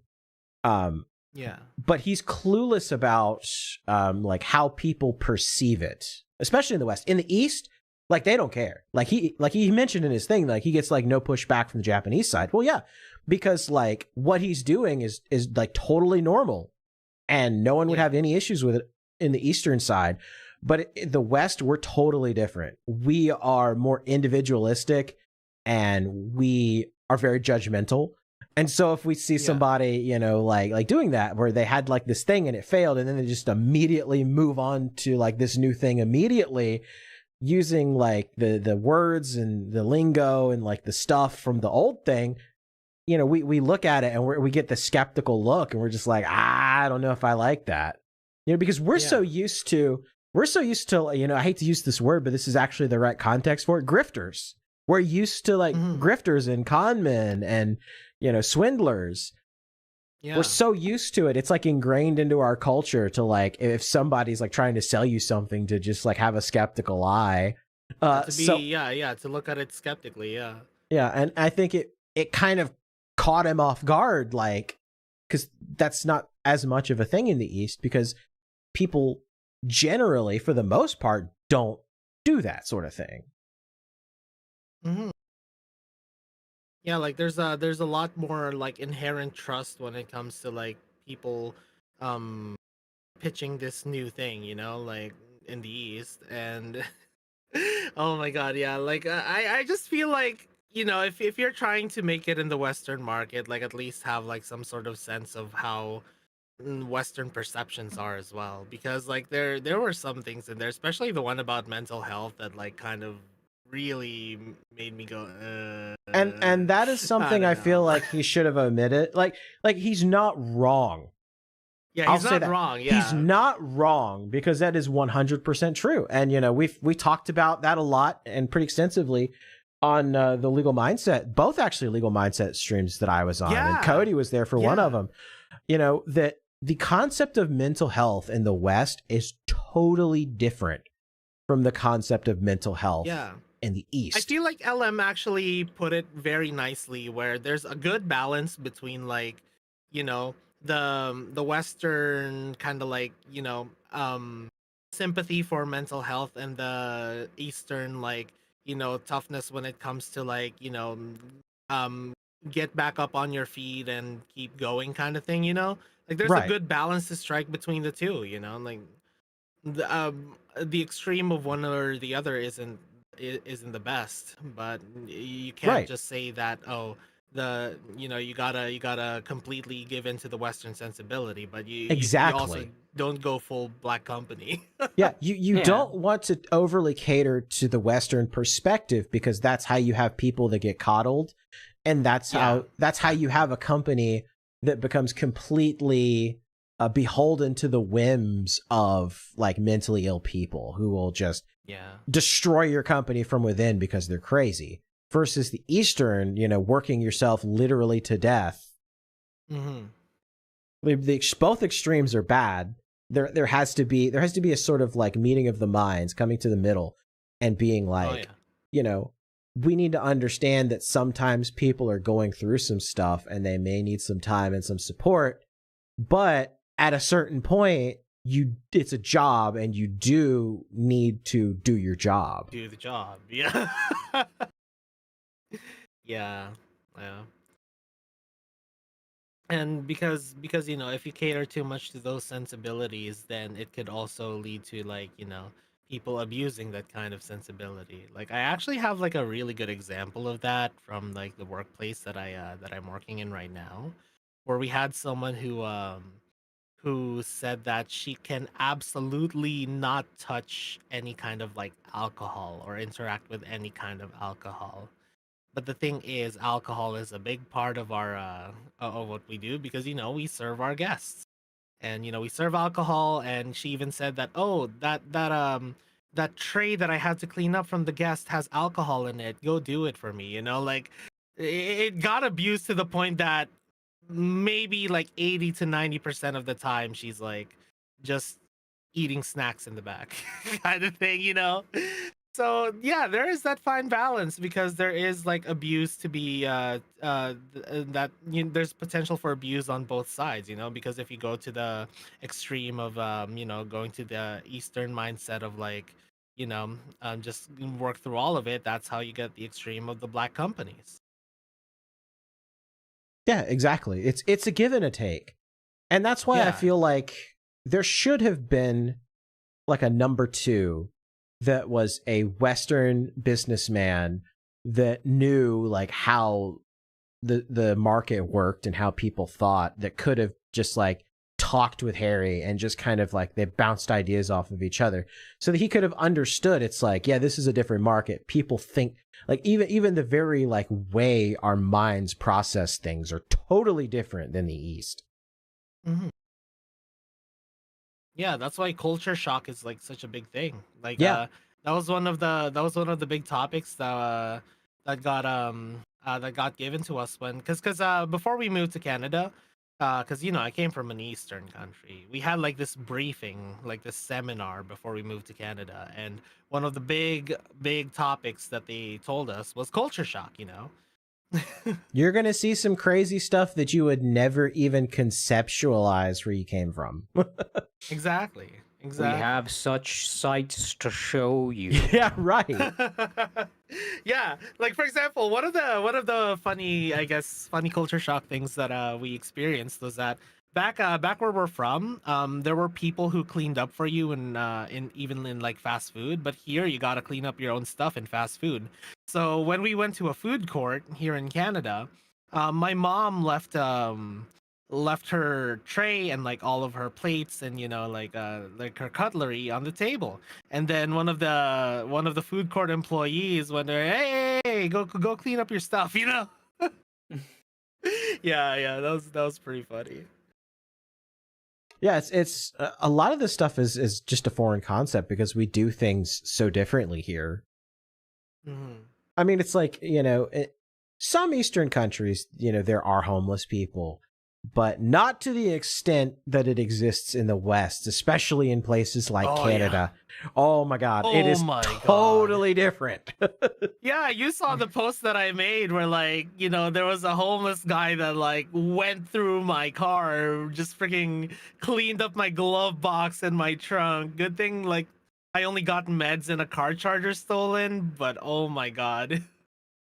Yeah, it's crazy. It's crazy that this situation's like allowed to get as bad as it is. I mean, we've talked a lot about like the issues of the East, but this is an issue of the West. Is that we've gotten a little too lax when it comes to things like homelessness, where we really should at a certain point. It's like, okay, you do have to do something with your life. You can't just live in a tent on the middle of the street and break into people's cars. Yeah, because that is one thing that some people fail to consider is that some people like choose that lifestyle, you know? Yeah, Like they yeah, they do. were like yeah, a lot of them ended up being there because of like some unfortunate circumstances, but like a lot of them if you give them an opportunity to, you know, work for you or something, like some of them will not accept that work. They would rather keep going with their lifestyle A because lot of it's just because it's drugs. yeah, and Yeah, also drugs and because mental illness. yeah, and because it has become such a lifestyle to them and people are averse to like big changes in their lifestyle, you know? Yeah, that's a And good the point. fact that getting out of that involves inconvenience. It involves working. Yeah. It involves things that aren't fun and instantly gratifying. And Yeah, like why do you think so many people give up on their New Year's resolutions like a week into the year, you Yeah. know? Yeah, because it's hard. Yeah. It's hard not to want to eat that cheeseburger. You're just like, I can't have cheeseburger. Nah. oh man, that's I just want to instant gratification and just do whatever I want. You mean to tell me I have to tell myself no and do things I don't want to do? I can't do that. It's like me suffering, you know, me suffering because I I want to lose at least a couple pounds when I go to off guy. So I don't get called out. yeah. So I don't get called out by Tenma again. Oh, you got called out by 10. Well, not That's really specifically, funny. not specifically. Yeah. But it's like, you know, she wants all of the kanpainiki to work out and get big, buff, and strong. And I'm just like, I'm sorry, yeah. Tenma. Oh my god, did you see Parrot's like fitness update? Yeah, Parrot got jacked, dude. Yeah, oh my god, yo, he's getting pretty buff. Well, he's got to keep that energy up for all that screing in his videos. Oh my god, yeah. I saw his latest video, the one with like the Nexus joke in there, and it was so funny. Yeah, I liked it. I liked that video. Yeah, Parrot's a cool dude. I think I always feel it always frustrates me to see like it's like there's people that hate the drama tubers or whatever, but they do a very good service in covering stories that people otherwise would not talk about. You know, and I think there's a give and take. There's so many things. Yeah, there's so many things going on in the VTuber world that sometimes it's really hard to keep up, and at some point you have to, you know, you have to find your news somewhere. Yeah, and I feel like the drama tubers do, at least like the top ones, they do a service to the community in that they cover stories for the most part very responsibly, and they do so in a way that they just get the facts out there and people are allowed to just kind of interpret it the way they want to. And versus where it like, you know, hides on message boards and image boards and stuff where a lot of like false narratives can fester and become reality. And so you know they do, and I know there's a lot of people that hate that. Like I got blocked by a lot of people because it's like, oh, he's just a drama tuber. You know, oh, he was on that legal mindset guy's stream. Oh, he was on Rima's stream. Oh, he must be a drama tuber. Oh, you know, X to all drama tubers. Like they don't understand that like drama tubers, yes, I know they're talking about like maybe like a bad story about your Oshi or whatever, but it's important to get that stuff out there and talk about it publicly. Like you shouldn't want all of this stuff to just be hidden in the shadows because you can't fix anything if nobody knows it exists. Yeah, it's actually kind of funny because I was told by some people that apparently like people thought that I started interacting, you know, with Rima and Nosagi because I'm trying to have like some sort of, you know, insurance in case Nexus fails. But no, I literally just started playing League of Legends with them. Yeah, I mean, and that's how it works. Like they're just cool people. They're cool people to chill out with, like Nosagi and Rima and Legal Mindset and all of them. Parrot.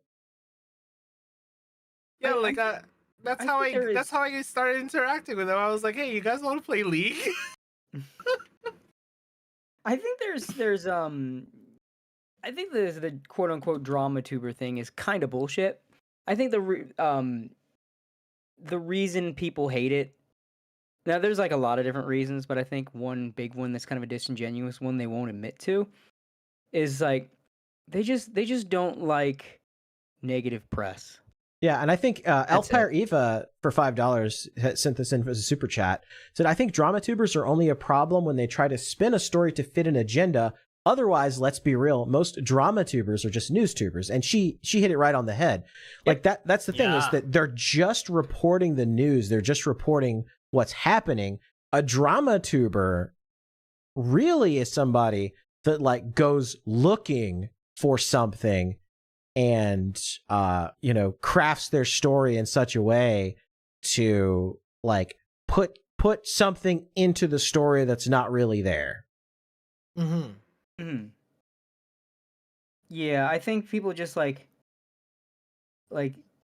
it's just getting mad at the news. It's just getting mad at like, no, you're supposed to stop talking about it. Stop talking about it. Stop. And like you have people too that are a little less in a good place that are using VTubing as their escape, and they think it's like the drama tubers' fault that like negativity is invading their safe space and all this stuff. And I think a lot of the drama tuber hate is bullshit. I think there are grifters, absolutely. I mean, I helped kick off Weeb Wars. I saw it happen. I can tell you all about the grifters. I called them out. Could have done it better, but I called them out. I mean, think about it too, right? Like, if we're just trying to, it's kind of like, this whole the talk about like the whole toxic positivity thing. Like, if we just like turn a blind eye to all the negative stuff that's happening, we wouldn't have find out about like the situation that people like Doki or people like like all the other stuff out there. There is like a necessity to look into like the negative side of VTubing to kind of see how the community can improve, right? Yeah, exactly. You can't just sit around focusing on the positive all day. There is negative, and I think if you want VTubing to be like it was in its heyday, that during lockdowns when it was all just good times and good vibes, I think you do need to call the bad stuff out to root it out. Yeah, I think especially as it gets bigger and there's going to be grifters coming in, there's going to be like the BPD bitches coming in the scene and trying to spread their bullshit and all the you don't want it to turn like what happened with the FGC. Oh my god. Yeah, you don't. You gotta call shit out. Do not let that shit slide. Yeah. And quote unquote drama tubers are a big part of that. I mean, calling false a drama tuber to me is a joke. Like he just does the news. I mean, I've seen his videos. Like most of his videos, like here's what they're saying today. Here's who they're tweeting today. Here's what someone just released a new song. Like it's literally just the news. Yeah. Oh my god, literally dude. just doing the news. That whole and yeah. El Monster pointed this out, but like that whole Pikami situation was heartbreaking for me because like I was a big fan, I was a big fan of Pikami. I was too. Like I love the kettle. Hearing some of my I love the kettle, and hearing some of my close friends say that like the bullying didn't exist was heartbreaking for me, Yeah. I think there are a lot of people saying it didn't exist because the bullying just coincided with their personal beliefs. Yeah. And that's a problem if it's righteous. Yeah, and that's a problem is that people that have this sort of like righteous indignation when they approach a topic and they're like, because I believe I'm right, therefore anything I do is perfectly 100% justified, no matter how evil it is. And that's we got to see a glimpse of that with, it's been 2 years almost to the day that they harassed Pikami over playing the Wizard game. And it really showed an ugly side of not just the community, but the internet as a whole, because it's like, Pikami didn't say anything negative about, people individually or as groups or anything like that. She just wanted to play a game. It's not like somebody who's one like of the most positive people out there. Yeah, it's not like, the people that are like, dropping slurs and memes and stuff, and specifically like targeting that community, she just wanted to play a game. Yeah. And it was just a game. And she got some of the ugliest, nastiest, most vitriolic stuff I think I've ever seen from a community that, claims that they're the targets of the same sorts of stuff that they were dishing out.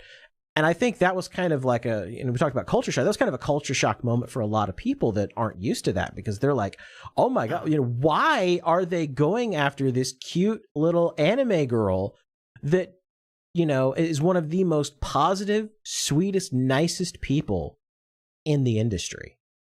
And it's even, yeah. I think that also contributed to the zeitgeist of like this sort of we're seeing the death of cancel culture, the end of it. Yeah. And I think the Pikami thing did contribute, because now the mindset seems to be like, you did something offensive, you're hateful. I don't care. Like just a very flat, I don't care. How can you really sit by and allow? Sure, I don't care. Yes, it's the Chad meme. Yes. Yeah, Like I'm not doing this to drag anybody into politics. It's just an example. The big balls thing with Doge. This guy in Doge, he used to go by big balls and made racist memes. It's like, I don't care. Give him his job. People just give him his job back. Should we rehire big balls? Everyone's like, yeah, we don't care. I've been in online lobbies like in the early internet, like. Yeah. Oh yeah, we've all been there. we all played Xbox 360. We know nobody's like he was without first sin, cast the first stone. Yeah, and I think people and I think that was a big contributor. Like it's just seeing like, hey, this girl did, like, even from the outside observers, like, she didn't do anything wrong. She didn't play a fucking video game. Well, you see, you don't understand. See, there are situations going by. Have you seen what J.K. Rowling has said? We don't care. This is Harry Potter, man. People like Harry Potter. You don't understand what the creator of Harry Potter is involved in. It's like, people are just done. They're done with it. Yeah, and I like this. I like this super chat from Elf Pirate Eva for $5. She says, this is a quote from Joe Rogan. Never before have I seen a more ruthless and angry group of kind, caring individuals. She said, I will say no trans person I know IRL cared. LOL. Yeah. And that was the thing too, is this was totally an internet phenomenon. Like nobody in real life cared even an iota. And in fact, a lot of them were probably playing Hogwarts Legacy. Yeah. Because that's all the numbers. Yeah, I have a trans coworker who still like consumes Harry Potter media. Yeah, it's totally just like an internet brain rot thing that just kind of and this is kind of the problem, is that everybody loves a good, like they love a good pitchforks and torches moment. And that's what it was. It's like people saw the opportunity to like get together and with the pitchforks and the torches and burn this like fictional monster that they cooked up in their heads. Yeah.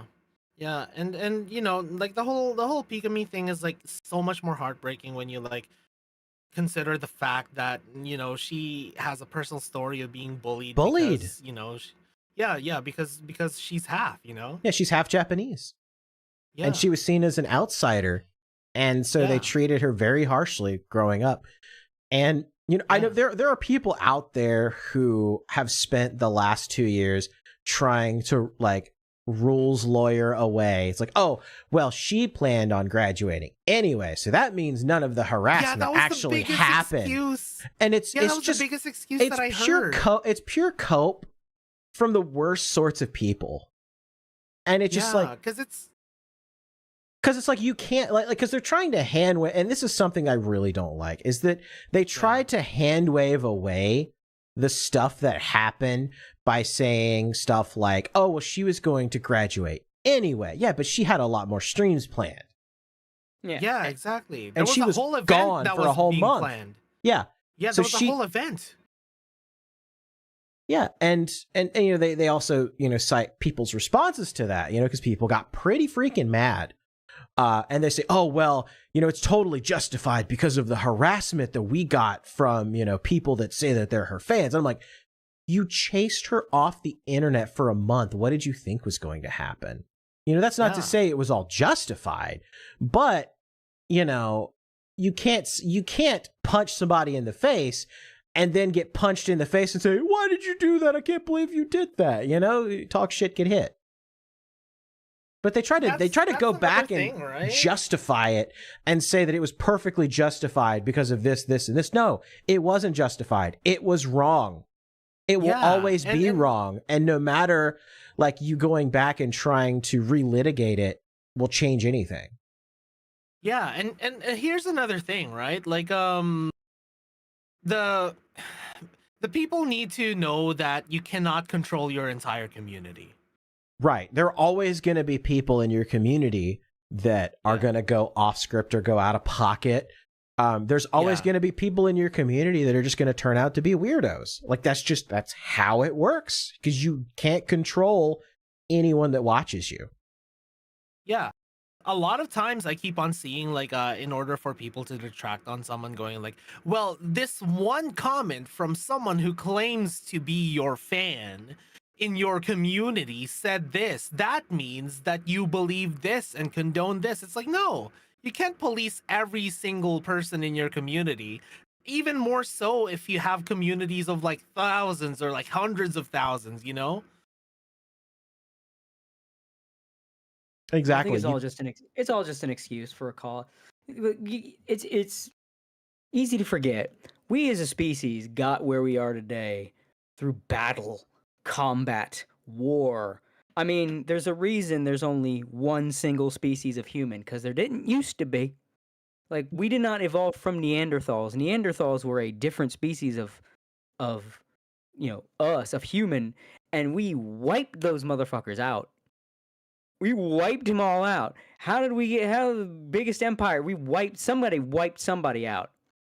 And now we've reached this point where we just have this evolutionary need for a crusade. Because that's how we got here.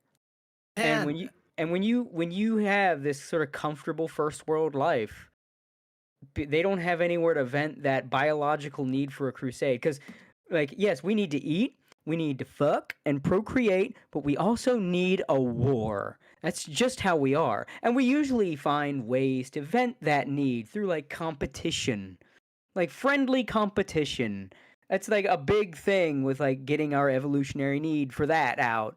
But some people don't have that. And they just use this shit. They just create a crusade, a need to be important and to fight and to wage war. Because they don't know how to deal with that animalistic need to fight. Because, again, that's how we got here. Yeah. We got to our comfortable little chairs in front of the computer because a lot of people back thousands of years ago were slitting throats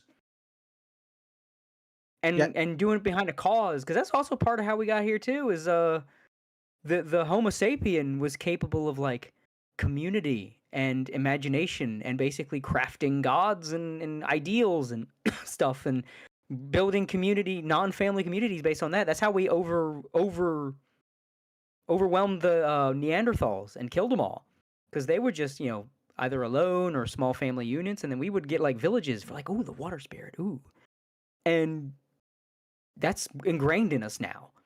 And there's people that just don't know what to do with that, and they just get behind these big causes and these big crusades and these big banners because they need a purpose. They need a fight and they need purpose, and they have none. They often live charmed, privileged lives. They haven't really been taught any kind of moral compass, they're just living overly comfortable, and they don't know what to do with this instinct. And so the rest of us just have to be at the other end of the barrel of their fucking gun, because they don't know what else to do with it. And the peak of me thing is just that kind of thing where people just love that mob. You have those people that's just on that base ass instinctual need to form a mob and fight something, and they don't fucking care. They'll rationalize it later. They just got to get their fix. They just got to get that dopamine hit of being in an army and overcoming somebody in a battle. That's all it is. It's pathetic. And these people are just it's no better than any other form of lower thinking dopamine addicted motherfuckers. Yeah, we got a comment from Elfpire Eva in the chat. She said, speaking as a lawyer, one of the biggest issues you run into when someone loses the narrative is waiting for a chance to rewrite history and how something went down. For instance, Amber Heard is still trying to rewrite what happened in that Virginia court. You know, we've seen a more recent example. Yeah. I mean, they're still basically saying they didn't lose. Well, another recent example is Mars Girl did that 11-hour video. She's still trying to say, you know, I was right.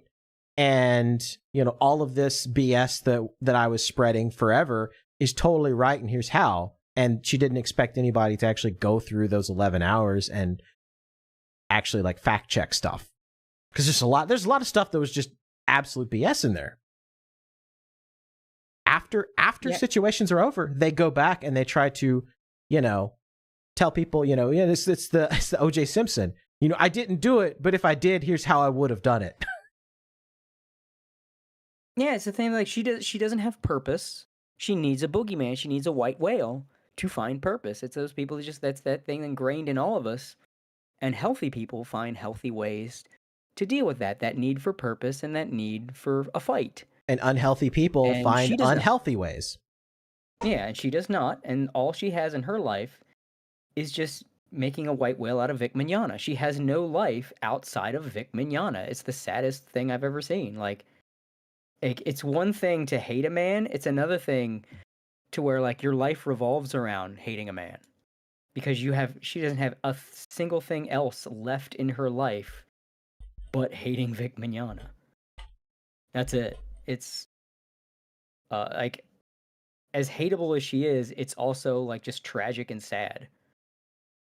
Like, I feel like I can't waste my energy, like, as despicable as she is, I can't waste my energy just biasing her, because it's clearly God in the universe hates her more than I ever could, because look at her. Just everything around and about her, look at her. Like, clearly, I am just preaching to the choir if I were to just say out into the ether that she is terrible. Because obviously the universe knows, and that is why she has the life she has. Yeah, and you know, it's such a, like, when you look at people like that, it's just there is a reason that people get on their high horses and they do the things that they do. And you know, that's a pretty universal constant. Like, people that can do, people that can't start, you know, internet mobs. Yeah. And we've seen that. Purpose, and yeah, they don't have the ability to make a purpose. If they did, they'd have a talent. Eva said her other account. Wait, your other account got banned? How did that happen? It's like who came after the the vampire elf lawyer? That's crazy. I'll have to add you real quick. They just said TOS violation, it didn't expand at all. Oh, that's so lame. See, and that's another thing I hate too, is all these just nebulous terms of service, and it's just being weaponized against especially VTubers. Like we Like, we just saw, like, the whole big thing with Twitch and the Giga interview, and, you know, coming on the heels of all of these VTubers getting banned, and that was what a mess that is. It kind of makes it scary, because, like, you know, if for some reason, because I used to multi-stream, but eventually, you know, I had to choose a platform to kind of like focus on, because yeah, I could go back to multi-streaming as always, but like, one issue I had with multi-streaming is that sometimes one of the platforms ends up feeling more neglected than the other one, you know? Yeah. So I just want to focus all of my attention on one platform, you know, it's my preference. But and when I try to pick a platform, it seems like, you know, there's always something happening. Right. It's like here's how I put it, right? So YouTube, the positives are that it's essentially a video hosting platform that allows you to live stream. So when you live stream, you can host your videos up there, and all of that infrastructure is already built in. The negative is that the live portion of it has really been like a bastard stepchild, and so they haven't given it the love and the attention that it really needs. Mm-hmm. So you're just kind of, you know, trying your best to survive. Yeah. I just think that if you're a VTuber, and you're thinking of going on Twitch, you're out your goddamn mind. Yeah. Because they hate you over there. They really do. I am on Twitch. And that's And that's the negative aspect of Twitch, is that they are very, very hostile towards VTubers. The one positive thing about Twitch is all of the technology is just light years better than anything YouTube has ever come up with. I mean, the video bit rates are higher quality. The streams don't look like absolute shit because of, YouTube compresses the hell out of everything. There's like a ton of built-in features for like community stuff. There's better built-in features on VTube Studio as well. Yeah, there's a lot more integrations with things. So there are still a lot of positives with using Twitch. I don't want to pretend like, it's all negative, but that negative's a pretty big negative until, something changes at Twitch HQ. Tomac in the chat. Shout out to my tab crashing 4 times during this show. And that's another thing about YouTube, right? Like I've had my tab crash a bunch while this show was going on because there's horrific memory leaks on YouTube, especially when you have the chat. That's happening constantly. Like, I watch Pippa every night. Her stream's basically my show, and fucking constantly I have to restart the stream like 4 or 5 times per stream because they're out of memory. Actually, sometimes where I had to basically just like move my stream to Twitch because for some reason either like the chat crashes or like the entire stream just crashes, Man, it's ridiculous. Like YouTube's got to get their shit together. I don't know what they're doing and what's causing this, but it wasn't like this a while ago. It's just like a recent thing. Yeah, it's like YouTube. They keep focusing on features that Twitch had like 10 years ago, and they're not focusing on just making their platform better. It's like it took them like Twitch had raids almost from the get-go. YouTube didn't add that feature until like 12 years later. And it's crazy that it took them this long to do that. You still can't gift memberships to brand accounts. Just simple things like that. And it's just crazy, like the lack of support that the platform gets for live streamers. They want to be taken seriously as a live streaming platform, but they're not willing to put in like they're not even willing to put in the effort like Kick is doing, which says something because Kick is a fraction of the size of YouTube. Oh my god, that was one of the things, right, that I really didn't like about like the whole YouTube membership thing is that you can't gift it to specific people for some reason. Yeah, and because if you could like do membership raffles and things like that, where it's like, if you have like like different membership tiers, if you want to give like a tier 3 sub away to somebody, if they, like for example, you could do a raffle where it's like, if you super chat like $5, you get entered into a raffle and you get like, the highest tier 3 or whatever that is for free for a month. It's like, that could bring people into the stream. It's money. Yeah. Because YouTube gets to take a 30% cut of all of that. And for whatever reason, YouTube they don't think about stuff like that because they're just so disconnected from their actual community. Whereas like, one good thing you can say about Twitch is that they do listen. They don't always take into consideration what you say, but they are in fact listening. But if you're a VTuber, they hate you because you're a threat to their e-girls. Right, to the booby streamers. Yeah, because they are absolutely 100% quite literally in bed with them. I honestly believe it if that was the case that happened, like just because of the I would say preferences that seem to be going on. Eva, but I don't have any boobies. Why am I a threat?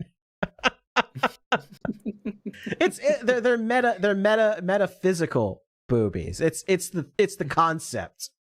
It's Schrodinger's Understand the boob. concept of tits.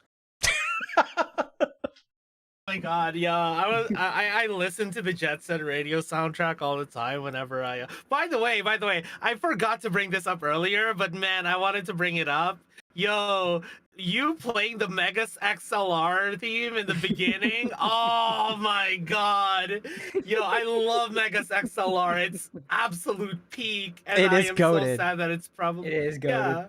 Yeah, it's probably not gonna be made properly if it was.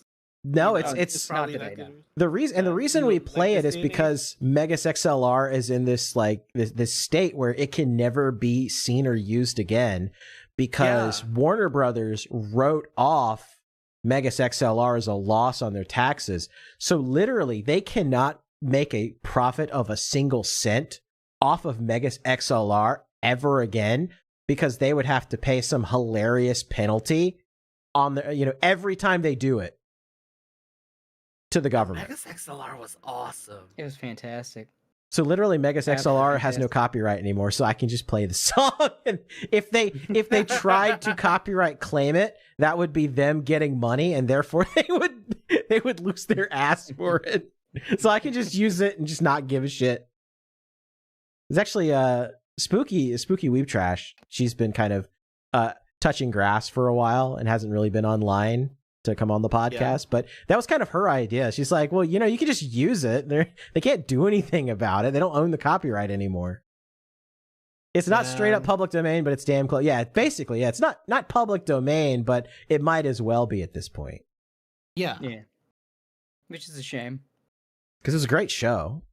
I want Fantastic to show. rewatch it now. It's so good. It's so good. There it is. I was expecting this. Remember that thing we talked about, Cody? That we, when they announced at Phase that Saya was going to graduate, and my next thing was, oh yeah, Hina's probably the next one. Well, yeah, I just saw. But she's like, it's indefinite hiatus. Some new news. Yeah, it says paused until her return. Yeah, so it's not a membership's graduation, but definitely, yeah, Well, she's definitely on got hiatus. some kind of health problems, wasn't she? Something like that. Yeah, there was something she was like going on with her that was like, and I heard it. I think I remember it being health problems. That was like impeding her, and like, but they do say, yeah, she'll be coming back. Yeah, I was really worried that she was going to end up leaving along with Saya. I was like, oh man, I can kind of feel it coming, but I mean, luckily she will be coming back. I hope she's able to get through all of her health problems and come back and Yeah. and be well. Yeah. Yes. Yeah. Whatever is she's going through, I hope she Pulls through. beats it soon, But much Godspeed to her. Hope to see you back soon because she was good. She was funny. Yeah, she was great. She had really good chemistry with a lot of the other talents too. Like she was a great collab member. Yeah, I'm gonna miss Saya though. Saya was good. I mean, we'll see her, on her next account. I presume. I presume she's gonna continue VTubing. Yeah. Yeah, It's just crazy that FaZe has its first graduation. Yeah. Yeah. They had a good track record for a while. I think considering how many talents and gens they've debuted, one termination and one graduation is a pretty darn good track record. Good record, yeah. Yeah. But they can't. They used to be able to brag that they had none. They can't anymore. Yep. R.I.P. At least it wasn't for a bad thing. Yep. At least it wasn't for a bad reason, We're not gonna. Yeah. Fishman's not gonna do a black screen stream or anything like that. It's not like Yuri. Oh yeah. Man. So anyway, we've been going for a while.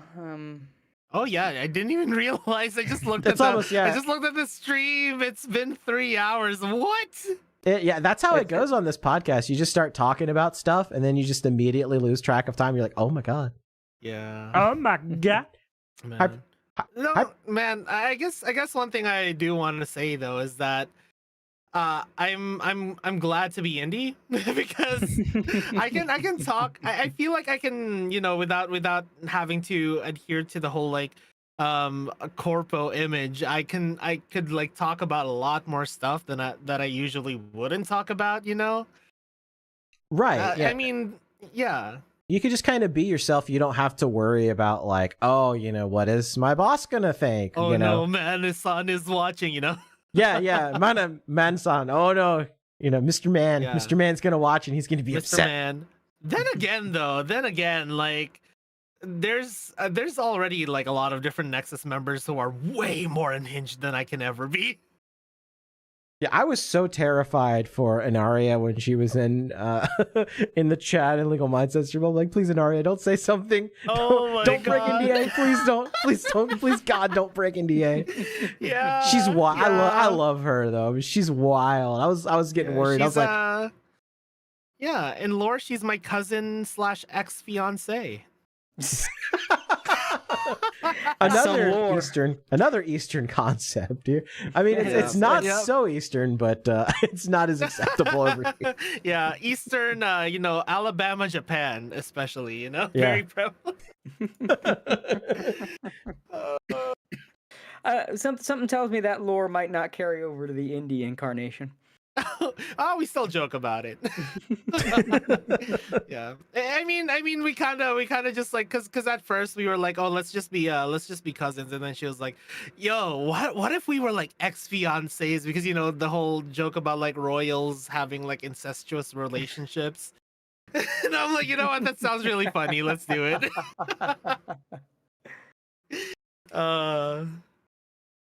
That's good shit. Well, since we're about to wrap up, you should probably tell the people where they can find you, because you are re-debuting soon, are you not? That's true. Yes, he yeah, is. I'm re-debuting on the 21st of March, which is also my birthday. I'm gonna have a big announcement at that time as well. It's gonna be your literal birthday. Yeah, it could be a literal birthday. Yeah, maybe like a little something for the Clotho fans out there, you know. Yeah, like I'm not gonna spill it. I'll let you wait. But you can find me on twitch.tv/ClothoVMelodium with no spaces. You can basically just take my name, remove the dot on the V, stick it all together, and that's my Twitch. Yes. Yeah, Hyper here is from my Blue Archive streams. Yeah. Yeah, I usually I play a lot of Blue Archive, but I also do karaoke streams from time to time. Now I'm gonna start playing Fortnite because that's my new addiction. But yeah. Full Zoomer brain rot. Let's go.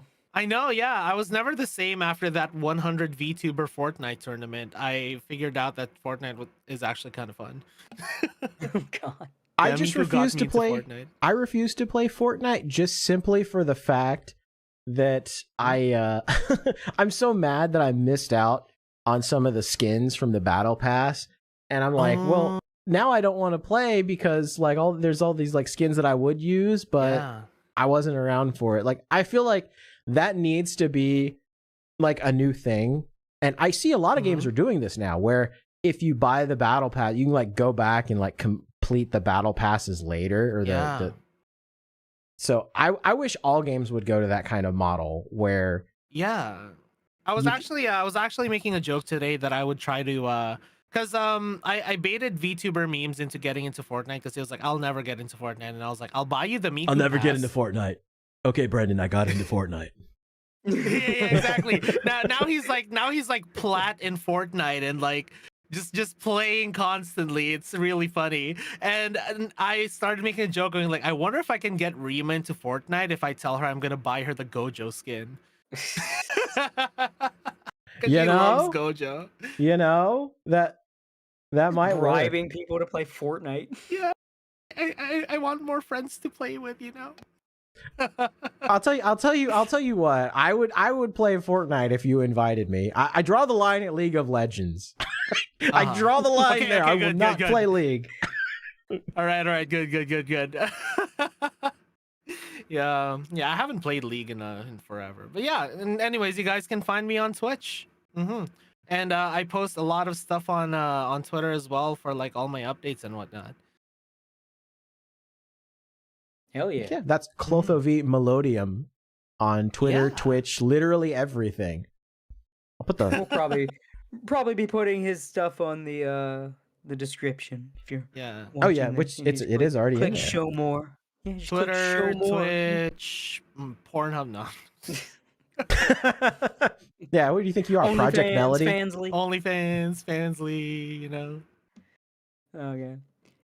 And obligatory. You can find me at twitter.com/ well, a couple things, but most importantly is the @Bayer BAIER works. I'm currently taking commissions. I am currently trying to, and she's completely conked out now, so I can say this. I'm currently trying to raise money to get this woman over here a ring. And those things cost money, especially the good ones. So, guys, let's go! Hell yeah! So trying to do I'll draw you pictures. You give me jewelry money. So yeah, twitter.com/Bayerworks. It's pinned right there. And if you're while you're there, and while you're there, I do some bitchin' comics and currently working on a book. So I hope she doesn't watch the VOD. she knows it. She knows it's coming anyway. Okay. I was gonna say if it's a surprise, I don't know. She might watch the VOD and then she's like, "Oh, I heard you were planning on buying me this thing." No, that's the hard part. You know, it's one thing when they don't know it's coming and like, oh, the commitment. Oh, you could do it whenever. No, when she knows it's coming, when you both already know, what your next step's gonna be. Now you got to make it a thing.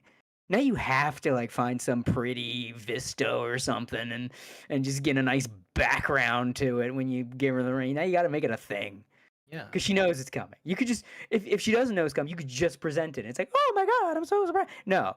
Once she knows, now now you gotta plan it. Now I gotta fucking plan it. I gotta get a nice one of exact specifications and find the right spot with the right backdrop. So now it's extra tricky. So that's why I really need that commission money, people, because I gotta make this shit. I gotta make this shit nice and fancy. Yeah, and I really enjoyed going in this podcast. Honestly, yeah, I feel like me, you, and Gator just kind of like vibe really well for some reason. Hell yeah. Yeah, we're pretty chill dudes. We always try to have a lot of guests on. We haven't really had a whole lot of success because it's like, we're just a humble two-view podcast, talking about anime and stuff, and we kind of, people have some old beefs from like forever ago with either one or the other or both of us, so it's kind of like, I may have the Niji-Sanji hit, the Niji-Sanji Mafia coming after me, just normal things. Oh man, but yeah, invite me anytime you want. Like if you ever want to have me back on here, just tell me and I'll be happy to talk here again. Hell yeah, probably take you up on that too. And we can definitely game sometime too. Oh yeah.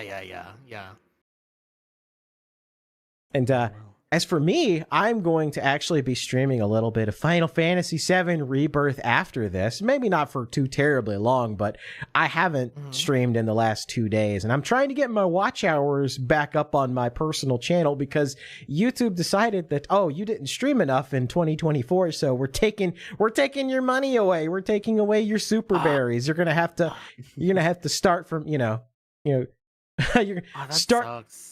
What's the full title of ReZero? Starting from zero in another world. Yeah, I'm starting from zero in another world. ReZero, yeah. In another channel.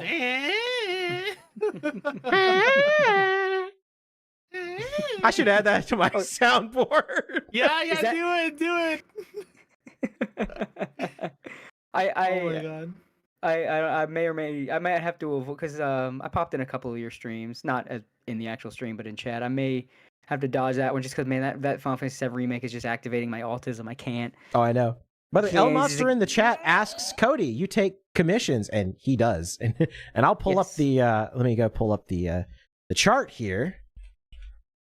Yeah. And yeah, like another time we could just like talk about isekai as a whole. Oh my god, I have so much to talk about isekai, man. Yeah, and yes, I take any commissions except my only no-nos are no porn, no fetish, no troll. So, I will not do your 1488 pole artwork. I will not indulge in your foot fetish and clothes on. Otherwise, sky's the limit.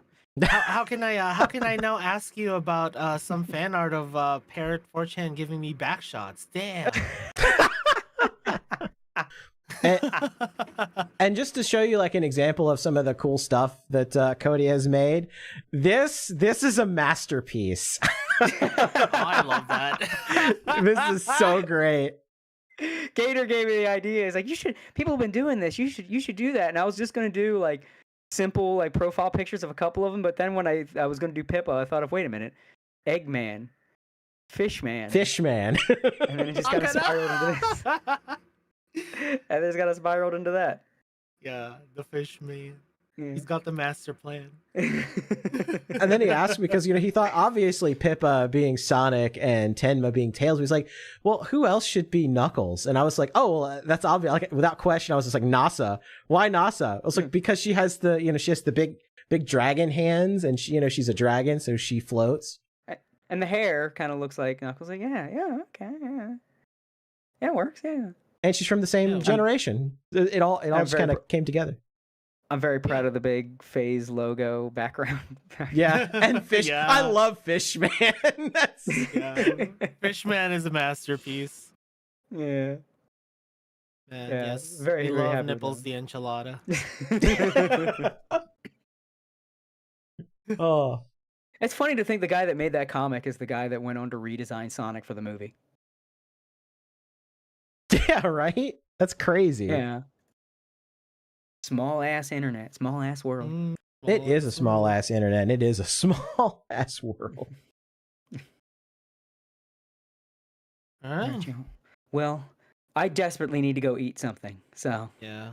Yep, and I am going to get see, what I'm going to do is, because I have Restream.io, I can actually tie everything back in. So I don't even need to press the stop streaming button.